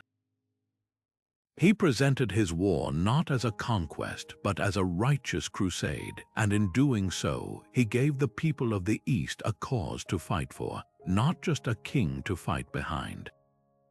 This masterful manipulation of narrative turned a regional rebellion into a widespread popular uprising, proving that a powerful idea could mobilize forces far greater than any single army. Other leaders wielded terror not as a tool of unity, but as a weapon of pure demoralization, aiming to paralyze Roman will before a single legionary had even been engaged. The aftermath of the Teutoburg forest is a chilling example. Arminius and his Germanic warriors did not merely defeat Varus's legions, they performed a gruesome ritual of humiliation.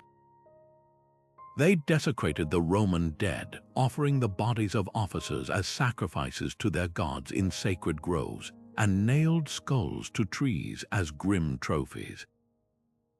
When a Roman rescue force later returned to the site, they didn't just find bones, they found a landscape curated to communicate a single, terrifying message. This is not your world, and your gods have no power here. The loss of the 3 legionary eagles, the sacred symbols of Roman military honor, compounded this psychological devastation. For years, the ghost of those lost legions haunted the Roman imagination, making the Rhine River a psychological barrier as much as a physical one. The fear Arminius instilled was so potent that it effectively wrote the border of the empire for centuries, all without fighting another major battle. Perhaps the most sophisticated practitioners of this mental warfare were the ones who had been educated within the Roman system itself. Alaric the Visigoth didn't just want to plunder, he wanted a permanent home and legitimacy for his people.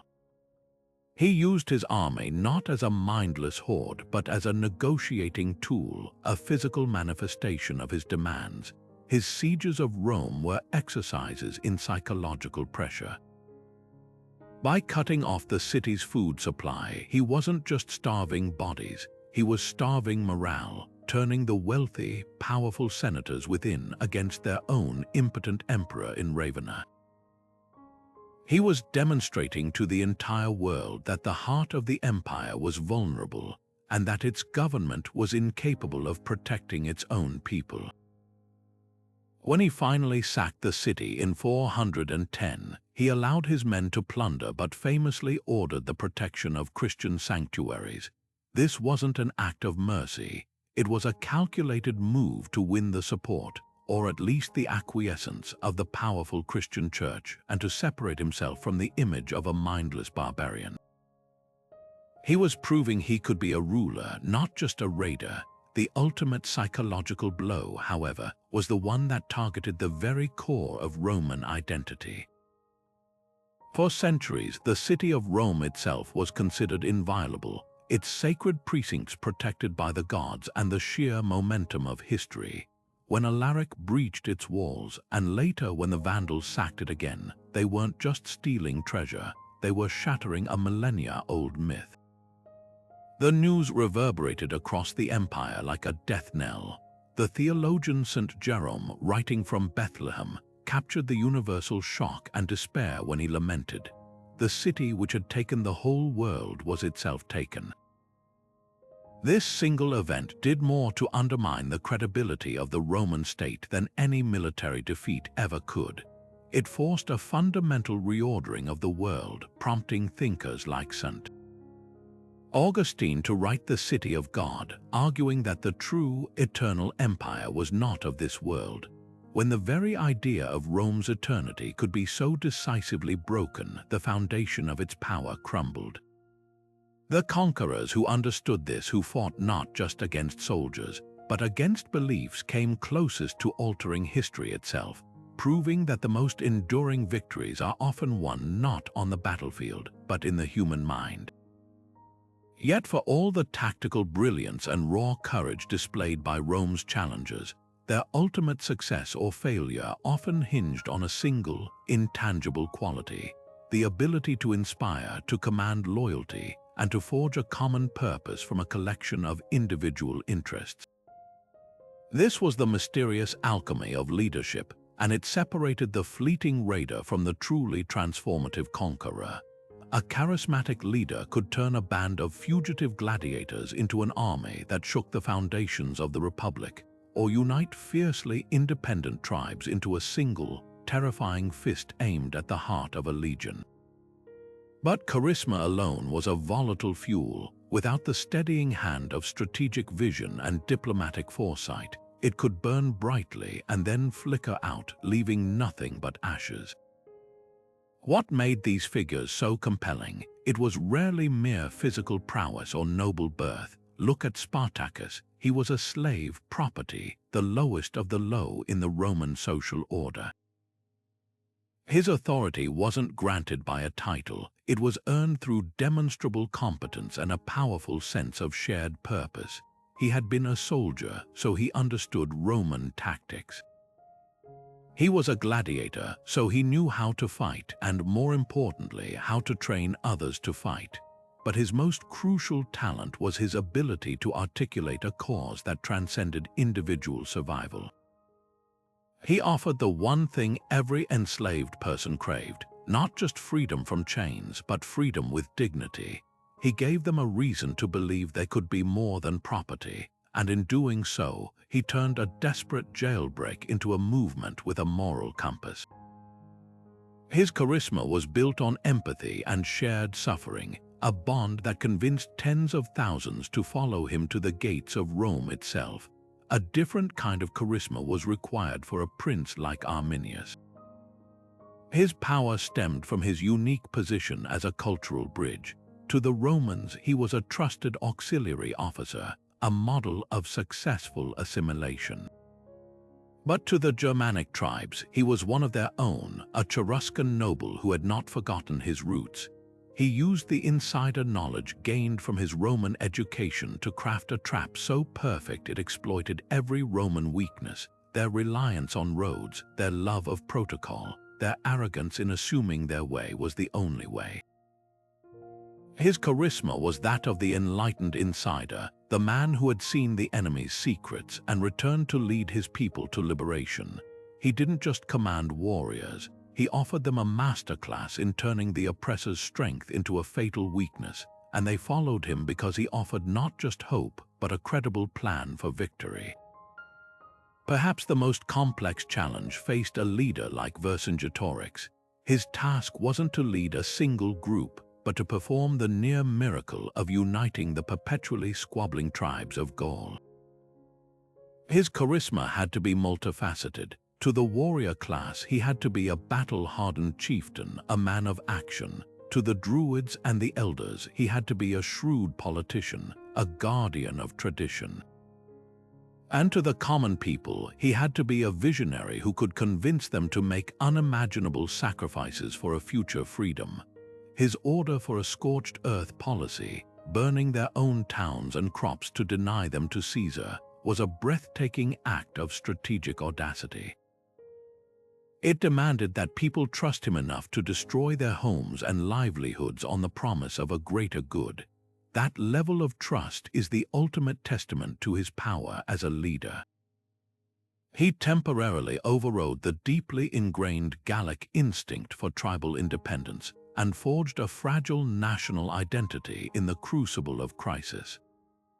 Yet for all their magnetic power, each of these leaders ultimately stumbled over a critical flaw, a missing piece in their leadership arsenal that prevented them from achieving lasting success. Spartacus's inspirational power was undeniable, but he lacked the authoritarian control needed to manage the conflicting ambitions within his coalition.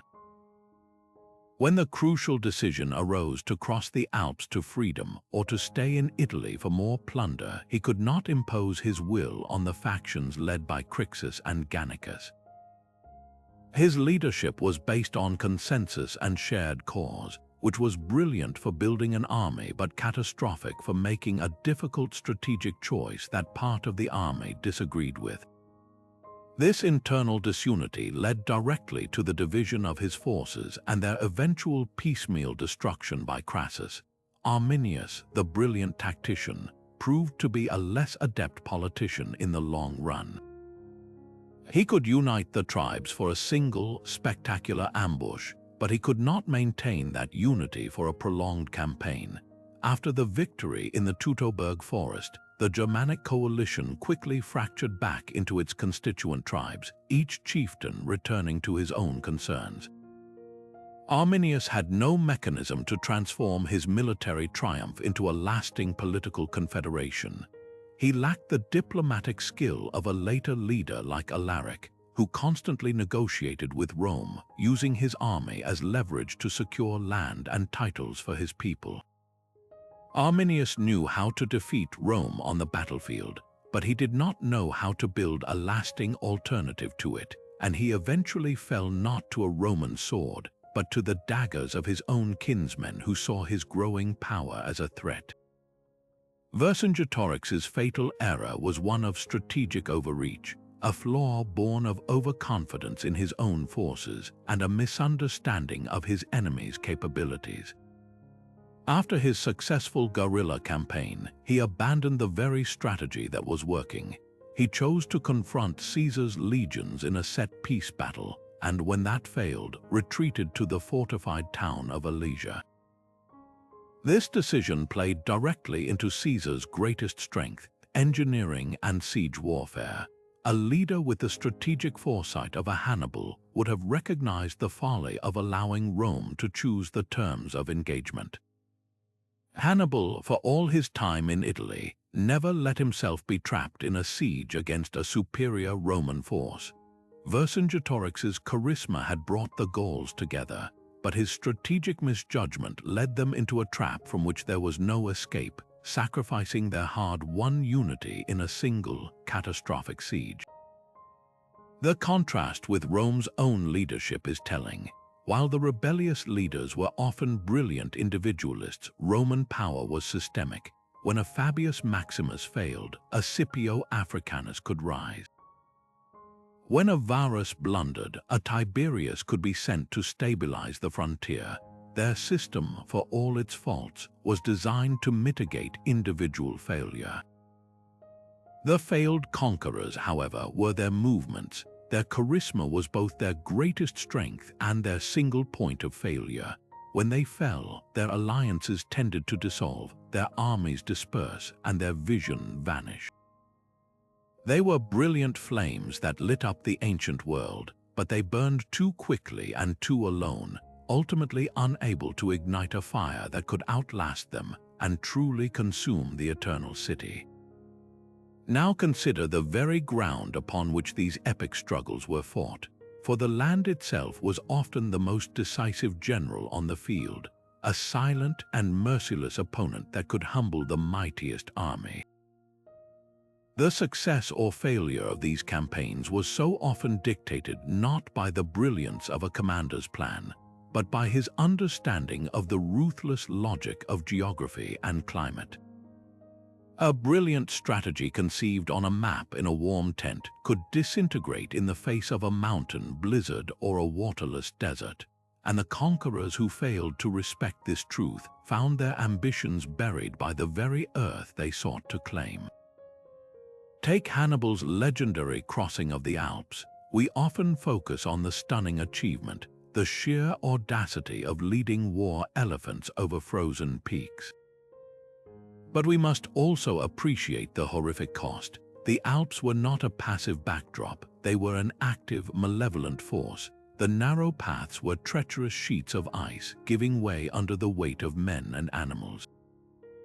Avalanches, triggered by the movement of the army or the echoes of their own trumpets, could sweep entire units into the abyss without a single enemy in sight. Hostile local tribes who knew every crag and hiding place harried the column from the high ground, rolling boulders down onto the helpless Carthaginians below. The cold was a weapon, biting through tunics and freezing supplies solid. By the time Hannibal descended into the Po Valley, he had lost nearly half his force and most of his elephants to the mountain's defenses. The Alps had already won a major victory for Rome before a single legionary had been deployed. Yet Hannibal's triumph was that he understood the psychological value of this geographic ordeal. By appearing in Italy from the one direction the Romans considered impossible, he achieved a shock effect that was worth the terrible price, turning the terrain itself into a weapon of surprise. Contrast this with the fate of Crassus at Carrhae. His campaign was a masterclass in geographic ignorance. He chose to march his army into the Mesopotamian desert in the height of summer, lured by the deceptively flat, open landscape that promised easy passage. But the desert is a deceiver. The open plains offered no cover from the punishing sun, no source of fresh water, and no landmarks to break the hypnotic, featureless horizon. The soft sand slowed his heavy infantry to an exhausting crawl, sucking the energy from them with every step. His legions, trained for combat, were defeated by thirst, heatstroke, and disorientation long before the Parthian cavalry even appeared. The desert had sapped their strength and their will, making them perfect targets for Shauna's mobile horse archers. Crassus, a man who had made his fortune in the comfortable confines of Roman real estate and finance, completely misread the environment. He saw empty space to be crossed. The Parthians saw a perfectly prepared killing field that they controlled utterly. His arrogance toward the land guaranteed his destruction. Then there is the deep, primeval fear of the forest, a terrain that represented the antithesis of Roman order. The Teutoburg forest was not just a collection of trees, it was a claustrophobic world of its own, a place where Roman discipline went to die. The dense canopy created a perpetual twilight, eliminating the sun and stars by which the Romans navigated. The narrow paths forced the long column to break its formation, stretching it out into a vulnerable, disconnected snake. The thick mud clung to their heavy boots and sandals, slowing their march to a miserable trudge. In this environment, the legionary's greatest strengths, his heavy armor, his large shield, his reliance on tight formations and coordinated maneuvers became fatal liabilities. He was blind, slow, and isolated. Arminius and his Germanic warriors, by contrast, were ghosts in the gloom. They used the trees as cover and the high ground for ambush, moving swiftly along paths known only to them. They understood that in the forest, the Roman war machine was not an invincible force, but a confused, frightened animal, easily separated and slaughtered. The terrain didn't just favor the Germans, it actively fought for them. Rome's enduring success, however, lay in its genius for not just confronting geography, but for engineering it into submission. Where their enemies saw an impenetrable barrier, the Romans saw a problem to be solved with pickaxes and concrete. Their incredible network of roads was the most powerful geographical weapon ever devised. These were not mere paths, they were elevated, drained, and paved highways that cut through hills, crossed marshes on causeways, and spanned rivers on sturdy bridges. A Roman army on a road could move at a pace unmatchable by any adversary, shifting troops from one trouble spot to another with breathtaking speed. And when they reached a challenging location, they didn't just adapt to it, they transformed it.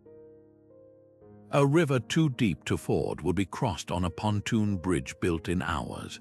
A hill held by an enemy tribe would be surrounded by a circumvallation wall miles long, as Caesar did at Alesia, literally reshaping the landscape to serve his tactical needs. Their fortified camps, built every single night in perfect grid patterns, were portable pieces of Roman territory, creating islands of order and safety in the midst of any hostile wilderness, be it a Gallic plain or a Scottish moor. This ability to master their environment, to make the land itself Roman, was a force multiplier that no single rival could ever hope to match, turning the very world into an ally in their relentless expansion. This relentless cycle of attack and response, of shattering defeat and painful recovery, reveals perhaps the most overlooked truth about Rome. Its greatest strength was not its initial power, but its profound, almost inhuman capacity to adapt. The Roman state was not a static monument. It was a living, learning organism, constantly reshaping itself in the crucible of crisis.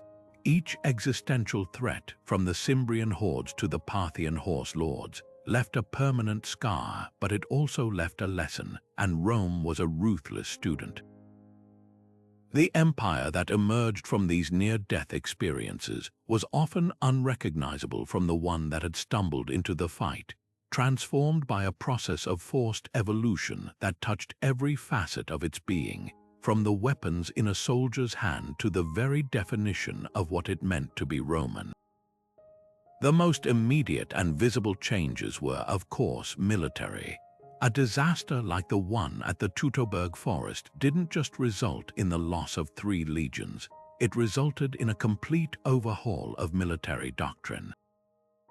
The Roman army abandoned any serious ambition of conquering Germania, accepting the Rhine and Danube rivers as permanent fortified borders. They stopped thinking like an offensive juggernaut and started thinking like a defensive guardian. They invested heavily in the limes, a sophisticated network of fortresses, watchtowers, and patrolled roads that turned the frontier into a deep, layered defensive zone. This was a monumental shift from the aggressive expansion of the Republic to a posture of hardened resilience. Similarly, the catastrophic defeats at the hands of Parthian cavalry at Carrhae and later against the Sassanids forced a technological and tactical revolution. The Roman legionnaire of the late empire looked utterly different from his ancestor. Out went the iconic large curved scutum shield, ill-suited to deflecting plunging arrows, and in came a taller, flatter, oval shield. The mail shirt was increasingly replaced by the segmented plate armor of Lorica segmentata, offering better protection. Most significantly, the army's composition changed. Recognizing they could never truly match the nomadic horse archers at their own game, the Romans did the next best thing: they hired them. The late Roman army became filled with specialist auxiliary units: Numidian light cavalry, Syrian archers, Sarmatian heavy lancers, turning the empire's incredible diversity into a military strength. They learned to fight fluidity with fluidity, meeting the unique threats of each frontier with troops specifically recruited to counter them. Beyond tactics and technology, these external threats triggered profound political and social reforms that reshaped the very structure of the state.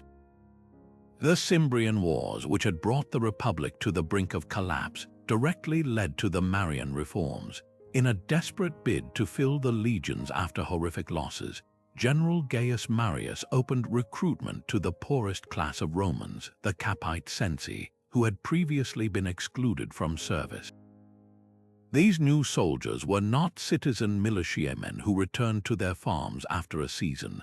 They were professional volunteers who served for decades, paid a regular salary, and promised a grant of land upon retirement. This created a new, powerful bond between the soldier and his general, the man who guaranteed his pay and his future, rather than to the abstract idea of the Republic.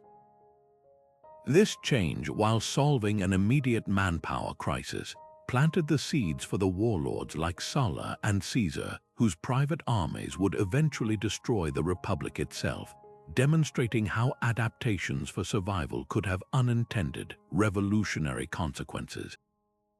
Centuries later, the constant pressure on the frontiers led Emperor Diocletian to completely dismantle the old, crumbling system. He split the empire into eastern and western administrative halves to make it more manageable, and he reorganized the provinces and the military into a new, more defensive structure. The old, sprawling legions were broken up into smaller, more mobile field armies, the comitatenses, stationed inland to respond to breaches in the frontier, while border troops, the limitanae, manned the forts.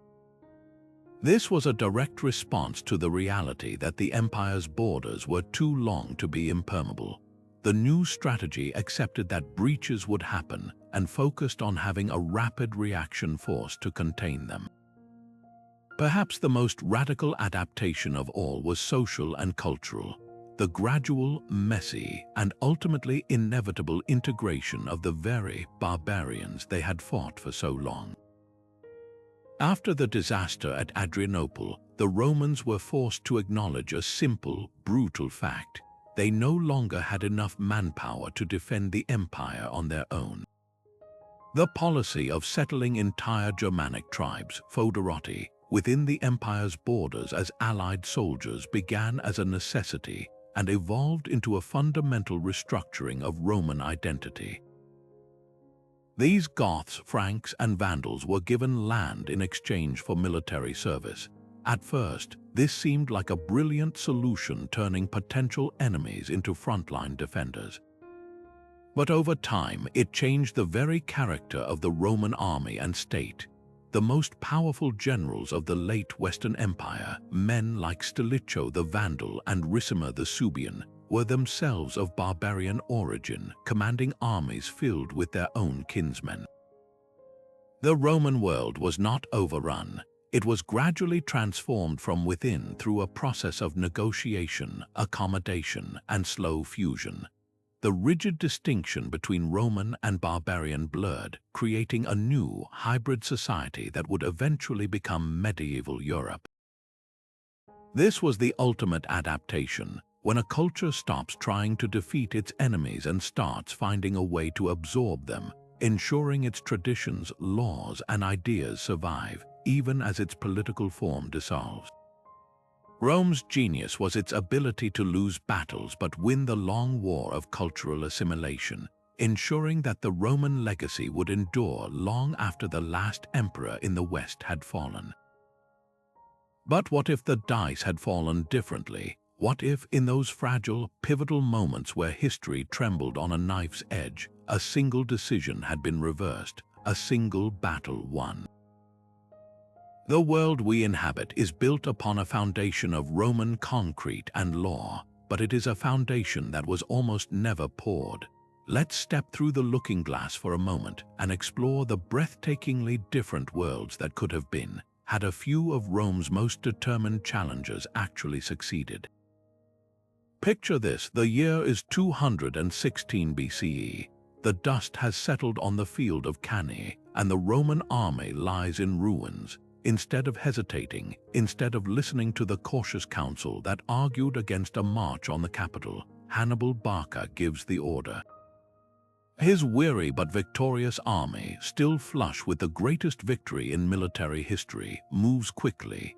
They arrive at the gates of a city in utter panic, a city that has just lost the flower of its manhood and has no organized defense. The siege of Rome begins, without a standing army to relieve it, and with Hannibal's genius for engineering turned to assault instead of maneuver, the walls are breached. The city that would one day rule an empire falls to the Carthaginian general. The Roman Republic is extinguished before it can even become an empire. In this world, the entire trajectory of Western civilization pivots south, across the Mediterranean to Carthage. The dominant culture of the Mediterranean becomes Punic, not Latin. Our alphabets, our legal concepts, the very roots of our languages would stem from a Semitic-based Punic tongue, not a Latin one. Carthage was a mercantile, maritime power, not a land-based imperial one. Their focus was on trade networks and commercial outposts, not on building vast, interconnected terrestrial empires with roads and centralized administration. The deep, unifying imprint of Roman law, which forms the bedrock of most European legal systems today, might never have developed. Instead of a continent eventually unified under a common legal framework, Europe might have remained a patchwork of smaller, competing kingdoms and cultures, with a Carthaginian thalassocracy controlling the sea lanes and extracting wealth, but not imposing a single cultural template. The concept of citizenship as a binding legal force, a Roman innovation, might have been replaced by a model of commercial contract and affiliation. And with no Roman Empire to provide a unified context for its spread, Christianity might have remained an obscure Eastern sect, never becoming the dominant religion of Europe. Our world would be unrecognizable. Now let's journey north 3 decades into the Common Era. The Roman general Varus, a cautious and superstitious man, heeds the ominous signs: the storm on the Rhine, the eagle stuck in the mud. He distrusts his smooth-talking Germanic advisor, Arminius, and cancels the march into the Teutoburg forest. The 3 legions remain safely in their summer camp. The planned province of Germania moves forward. Roman engineers begin laying down the familiar grid of roads, forts, and towns east of the Rhine. The Germanic tribes, facing the relentless, organized power of Rome, are gradually pacified, assimilated, or pushed further east. The Rhine never becomes a permanent fortified border. It becomes just another river in the heart of the Roman Empire, like the Danube or the Rhone. The consequences of this are staggering. Without a wild, unconquered Germania acting as a reservoir for independent tribal cultures and a launching pad for future invasions, the entire migration period that so weakened the late Roman Empire might never have occurred. There would be no Frankish, Visigothic, or Lombard kingdoms to rise from Rome's ashes because those peoples would have been Romanized centuries earlier. The city of Rome might never have fallen, or if it had declined, it would have been a much slower, more managed transition. But perhaps the most profound change would be linguistic. Latin would have become the language of all of Central and Eastern Europe. There would be no German language as we know it. English, which is a Germanic tongue with a heavy Latin overlay, would not exist. The cultural and linguistic map of Europe would be homogeneously Romance, stretching from Portugal to the Vistula River. The fierce, independent spirit of Germanic culture, which would later fuel the Reformation, the Enlightenment, and the Industrial Revolution, would have been absorbed and smoothed over by the Roman template. The dynamic tension between the Latin South and the Germanic North that has defined European history for 2 millennia simply wouldn't be there. Finally, let's contemplate a world where the Gothic king Alaric successfully negotiated his peace. The year is 410, but there is no sack of Rome. The emperor in Ravenna, showing rare wisdom, grants Alaric and his Visigoths the permanent homeland they seek within the empire, perhaps in the Balkans, with the official status of foederati. The Gothic warriors are integrated fully into the Roman military structure, not as mercenaries but as partners. This successful model is then applied to other migrating groups: the Vandals, the Franks, the Burgundians. The Western Roman Empire does not fall in a dramatic collapse, it transforms. It evolves into a stable, hybrid Romano-Germanic state, a federation that blends Roman administration, law, and infrastructure with Germanic military energy and tribal kinship models.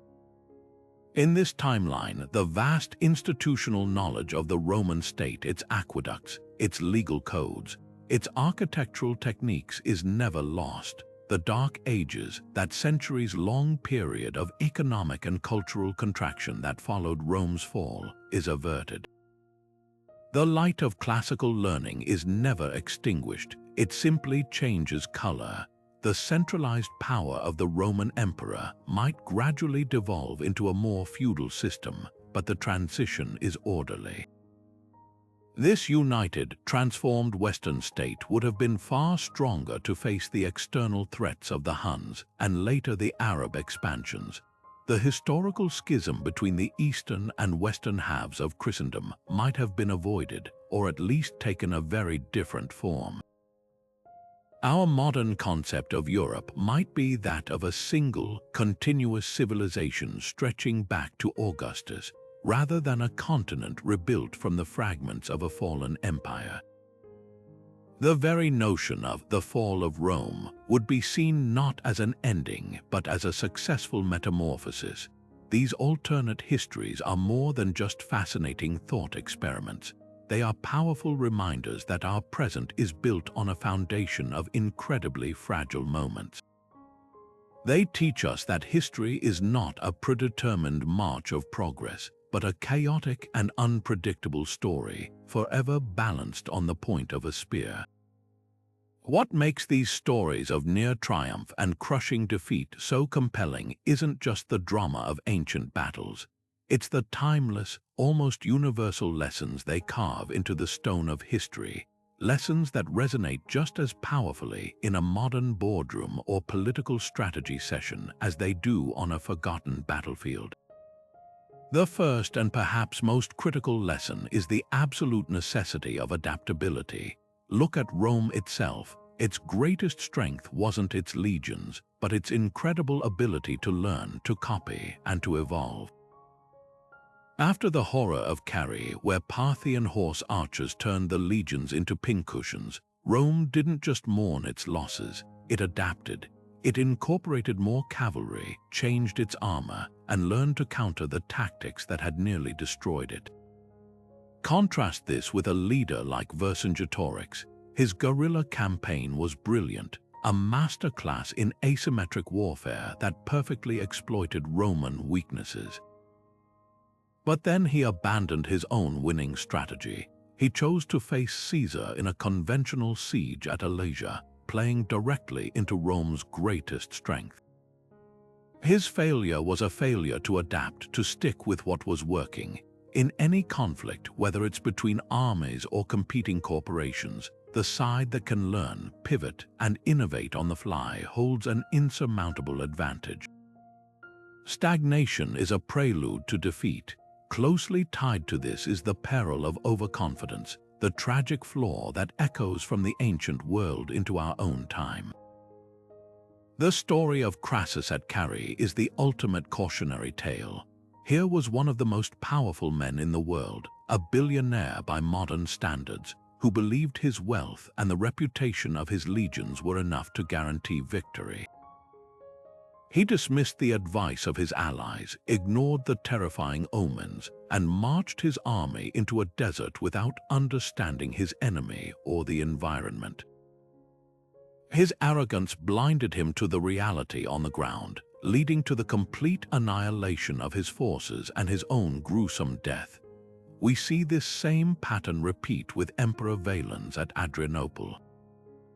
Eager for a quick, glorious victory to bolster his political standing, he rushed into battle against the Goths before his reinforcements arrived, refusing to wait because he didn't want to share the glory. His overconfidence cost him his life, his army, and nearly cost the Eastern Empire its existence. This isn't just ancient history, it's a pattern we see in failed product launches, disastrous military interventions, and corporate collapses.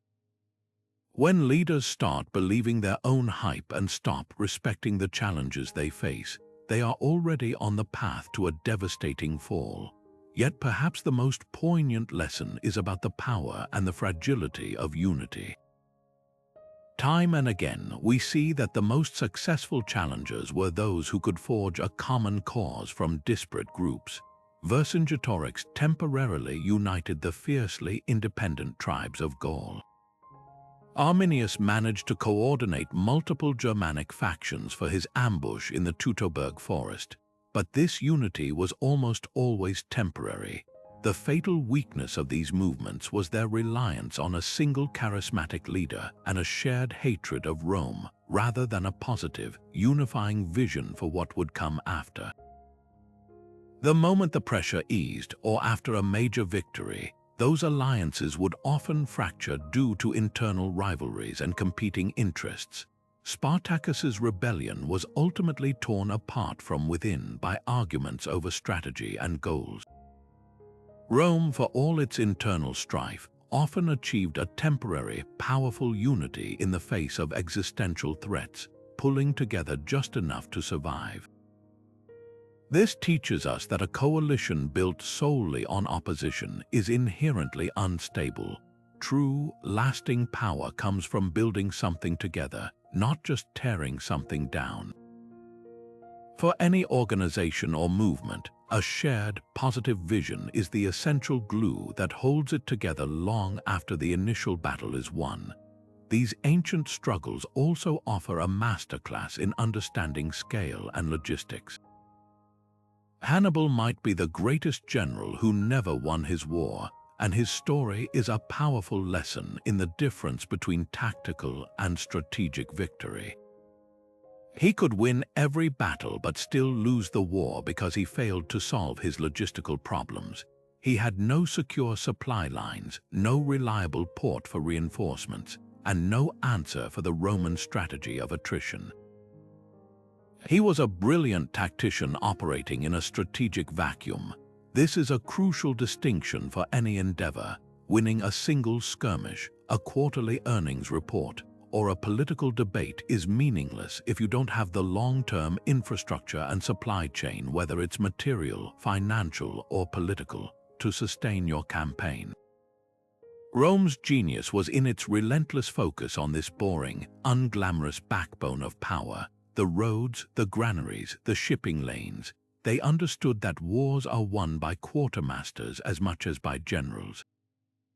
In our modern world, a startup might have a product that is vastly superior to its competitors, but if it lacks the supply chain, the customer support, and the cash flow to sustain itself, it will be crushed by a larger, less innovative but better organized incumbent every time. Finally, these stories illuminate the unpredictable role of chance and the profound impact of individual character. History is not a predictable machine. It often turns on a single, random event. What if a thunderstorm hadn't saved the remnants of a Roman army from the Cimbri? What if Attila the Hun hadn't died of a nosebleed on his wedding night, leaving his empire to collapse? What if the Roman official at the Danube had treated the Goths with compassion instead of exploitation, averting the rebellion that led to Adrianople? These moments of chance remind us that while broad forces shape history, the outcome is never certain, and in these moments the character of individuals becomes paramount. The stubborn resilience of the Roman Senate after Cannae, the cynical greed of the officials who provoked the Goths, the unwavering ambition of Caesar at Alesia, these personal qualities, for good or ill, tipped the scales. It's a reminder that in our own lives and careers, while we can't control every circumstance, we can control our preparation, our integrity, and our resolve. We may never face a Roman legion, but we all face moments of crisis where our character is tested, and the lessons of those who came before, their failures, their resilience, and their choices, can be the most valuable weapon we have. So as the dust settles on these epic campaigns and the echoes of ancient battles fade, what are we left with? It's more than just a collection of thrilling stories. It's a profound reminder that the world we know today was not preordained. The rise of Rome to become the foundation of Western civilization was not a foregone conclusion. It was a path forged by a million individual choices, moments of breathtaking courage, and strokes of sheer luck. Each of these challenges, Hannibal, Spartacus, Boudica, Attila, and so many others, held a possible future in their hands, a world where Latin might have been a forgotten dialect and the Forum a crumbling ruin. Their failures are a testament to the fact that history is a fragile thing, constantly being rewritten by the decisions of those who dare to challenge the status quo. And yet, the ultimate lesson isn't just about the fragility of history. It's about the incredible resilience of a system that learned how to bend so it would not break. Rome's greatest victory was not on any single battlefield. It was its unparalleled capacity for adaptation. When faced with Hannibal's tactical genius, it found a Fabius Maximus to delay and harass. When humiliated by the Parthian shot at Carrhae, it reformed its armies and incorporated new cavalry. When its own legions were annihilated in the Teutoburg forest, it accepted its limits and fortified its borders. And when it could no longer field enough soldiers from within, it did the unthinkable. It invited the barbarians inside, slowly transforming them from enemies into the very backbone of its defense. This was not a sign of weakness, but a breathtaking, pragmatic strength. The Roman Empire didn't just survive its near-death experiences, it absorbed them, learned from them, and evolved. Its longevity was built on its ability to turn every catastrophe into a lesson and every enemy into an eventual teacher. But beyond the grand strategies and military reforms, these stories resonate because they are, at their core, deeply human. They are tales of towering ambition and desperate resistance, of brilliant plans undone by pride, and of defiant stands against impossible odds. We see ourselves in the cleverness of Arminius, the betrayed fury of Boudica, and the desperate quest for freedom led by Spartacus. Their struggles, though separated from us by 2,000 years, speak to universal themes of power, justice, and the desire to control one's own destiny. They remind us that the past was not a dry list of dates and emperors, but a lived experience of people who loved, hated, dreamed, and fought for what they believed in, just as we do today. Their legacy is not just in the history books, but in the very fabric of our world, challenging us to ask what we might have done in their place. Thank you for embarking on this journey through history's great turning points with me.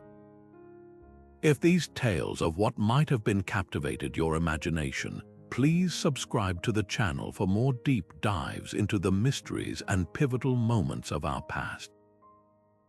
I'd love to hear your thoughts down in the comments. Which of these failed conquerors do you believe came the closest to truly altering the course of history forever, and why? Until next